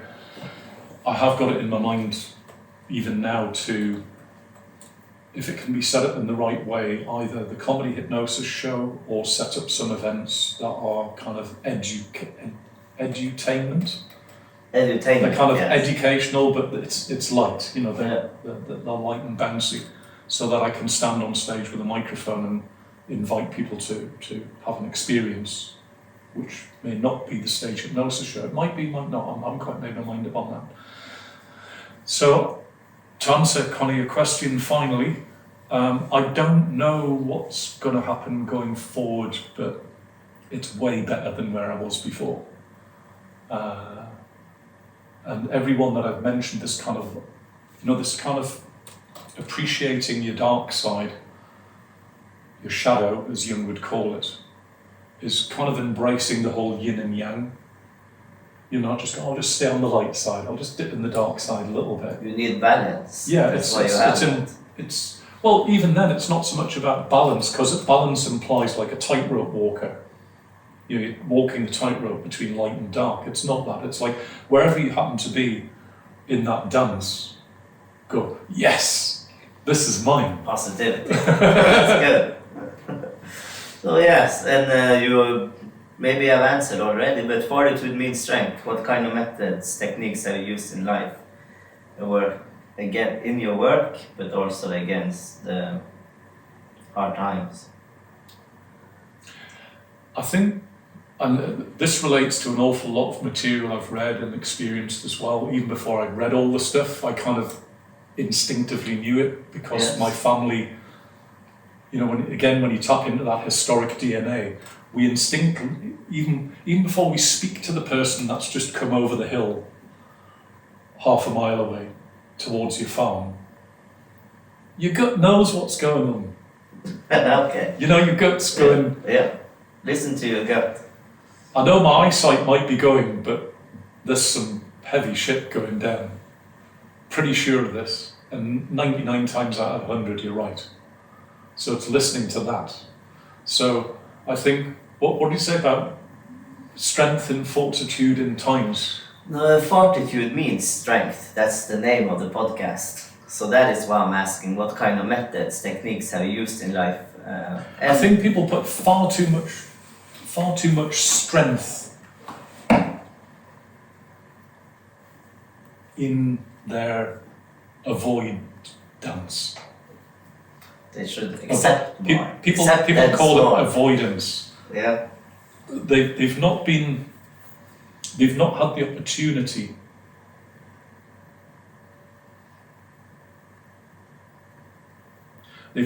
opportunity to really connect with what people might label as their authentic self. I mean at a biological level. Not just this surface stuff. You know, like, that's Bob. You know, his parents were this is which college he's gone to, this is what he's studied. Oh yeah, that's Bob. No, that is a result of all of that, but that is not Bob. Bob is what's really going on deep down. That's Bob. So, but some people don't like that. I think we've talked around that a number of times. So I think the real fortitude or strength is to sit, as all of the religions and spiritual worlds prescribe, is to sit with either silence or whatever's going on in your life and go, wow, that's me. That's I am feeling this, or I have the freedom to sit and be quiet, or I have the freedom to sit here and just go, you know what, I'm gonna rip that off. But not to fight it. Doesn't mean go and do it, that's something else. But it means to acknowledge it and to have gratitude that whatever that feeling is, that is what I'm feeling. And a lot of people don't do that. They suppress it. Yeah, suppress it is the easiest thing, as long as if it's uncomfortable, people suppress it most of the time. And that's fortitude, is to do that. So I think, you know, when people go through losing their job for whatever reason, might be their fault, their family's fault, divorce, even death within the family, and natural grief or traumatic. There was like the train crash we had recently. I know people are going to be upset, and there's going to be lots of howling and wailing. It's a wonderful way to let that energy out. It's one of the best ways to heal is to feel things. Both my parents, I don't think I ever saw my mother cry. No, exactly. Ever. Like, ever. Saw my dad cry once or twice. Twice. Twice is not much in a long life. You know, that's throughout my whole experience of him, twice. Mother, never. I cry a lot. No, but it's good. I mean, it's a good answer, all of these. When she died, buckets. Wasn't so much sobbing, I don't do a lot of sobbing, but you know, like my whole face is like, it's like storm cloud in my eyes and the whole, and all of that. And it's like, yeah, I've said to my children, it's like, it's okay to feel stuff. You know, if grandma and granddad wants to live that way their lives, then, you know, I respect that. But, you know, if my wife's upset, she'll cry. If I get upset, I cry. If I get annoyed with somebody, she'll look at me and just go, "Are you okay?" And I go, "Yeah, I think we need to go now." What are you going to do? Well, you know, she says, "You know me, I'm not going to do anything nasty, but I acknowledge that I am angry." You know, like, and I'll go somewhere where nobody else is and just go, "Ah!" Or throw some rocks in the ocean or something. Yeah, I don't find that really helps. But the interesting thing is, you know, instead of trying to let it out and then it going, you know, holding it until you can let it out. I think now, even if someone's like really annoying me or something like that, it then goes from annoyance to wow. So it's taken the energy from whatever that is upwards into Something positive. Well, I don't know. Or something. Just being. Yeah. Just more present rather than I need to do anything with it. No, but with the good wow, it seems like you Yeah, are it's more of a taking, wow, but it's taking that maybe a little bit bad feeling or experience or uncomfortable to it's like it something either comes up and I've got to positive. do something with it, or Change suppress the it, energy, or I don't know. something. But it's like it's like allowing it to go what I would call like meta position. Yeah, You know, like rise. No one say rise above it. It's in our language. Just rise above just it. the right above. Yeah, but when you rise above it, most people would rise above it and then disassociate from it. Yeah. Whereas it's not about rising above it and disassociating. It's about I'm rising above so I can go, wow, this is mine. Owning it. Yeah? Yeah. So to me, when you start talking about positive energy, that's leaning into the white. You know, ooh, tra-la-la, ooh, wow, like that. It's not, it's like... Take like, it. It's light and dark. It's lightness and... Wow, it's like Powerful all of energy. that. Yeah. So yes, I think this has been very interesting, and I learned a lot, and I appreciate that you came and shared your story here. And I hope next time we will talk about something else as well. Next time we'll talk more about so much other things we could go into. So next time we can talk more about NLP, for example. Well, it comes Fortitude and Flow. I've been flowing through AI the last 2 or 3 months. Yeah. I've done some incredible things with that. It's like having my own Yeah, it's amazing how much assistant. I've set up some stuff to do other business that I understood it in theory, but then when I started to do it, I just thought, unless I've actually got somebody sat next to me, I just don't know what to do with this. So in as much as Sandie sat next to me, you know, when I was grieving, you know, what's the next step that I need to do?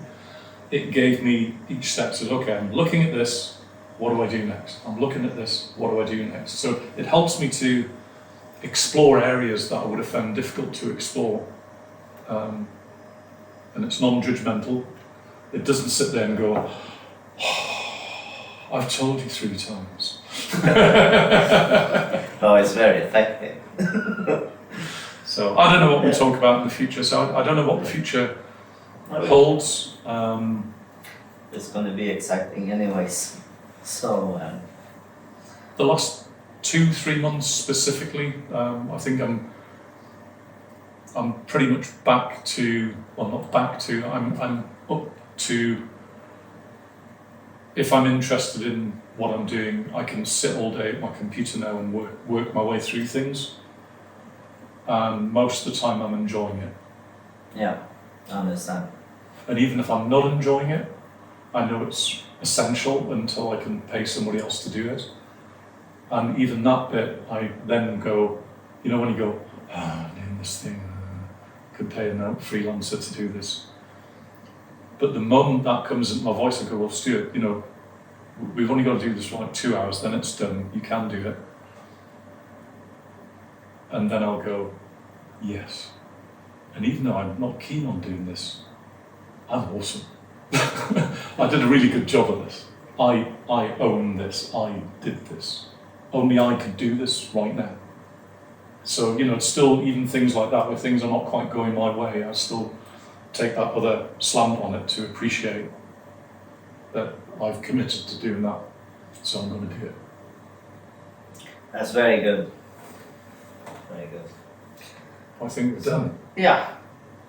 I would just say thank you very much. Thank you. If you liked this episode, it would mean a lot if you liked, shared and subscribed, and left a comment with any ideas how to improve the podcast. All of this would really help the podcast grow. Thank you for your support.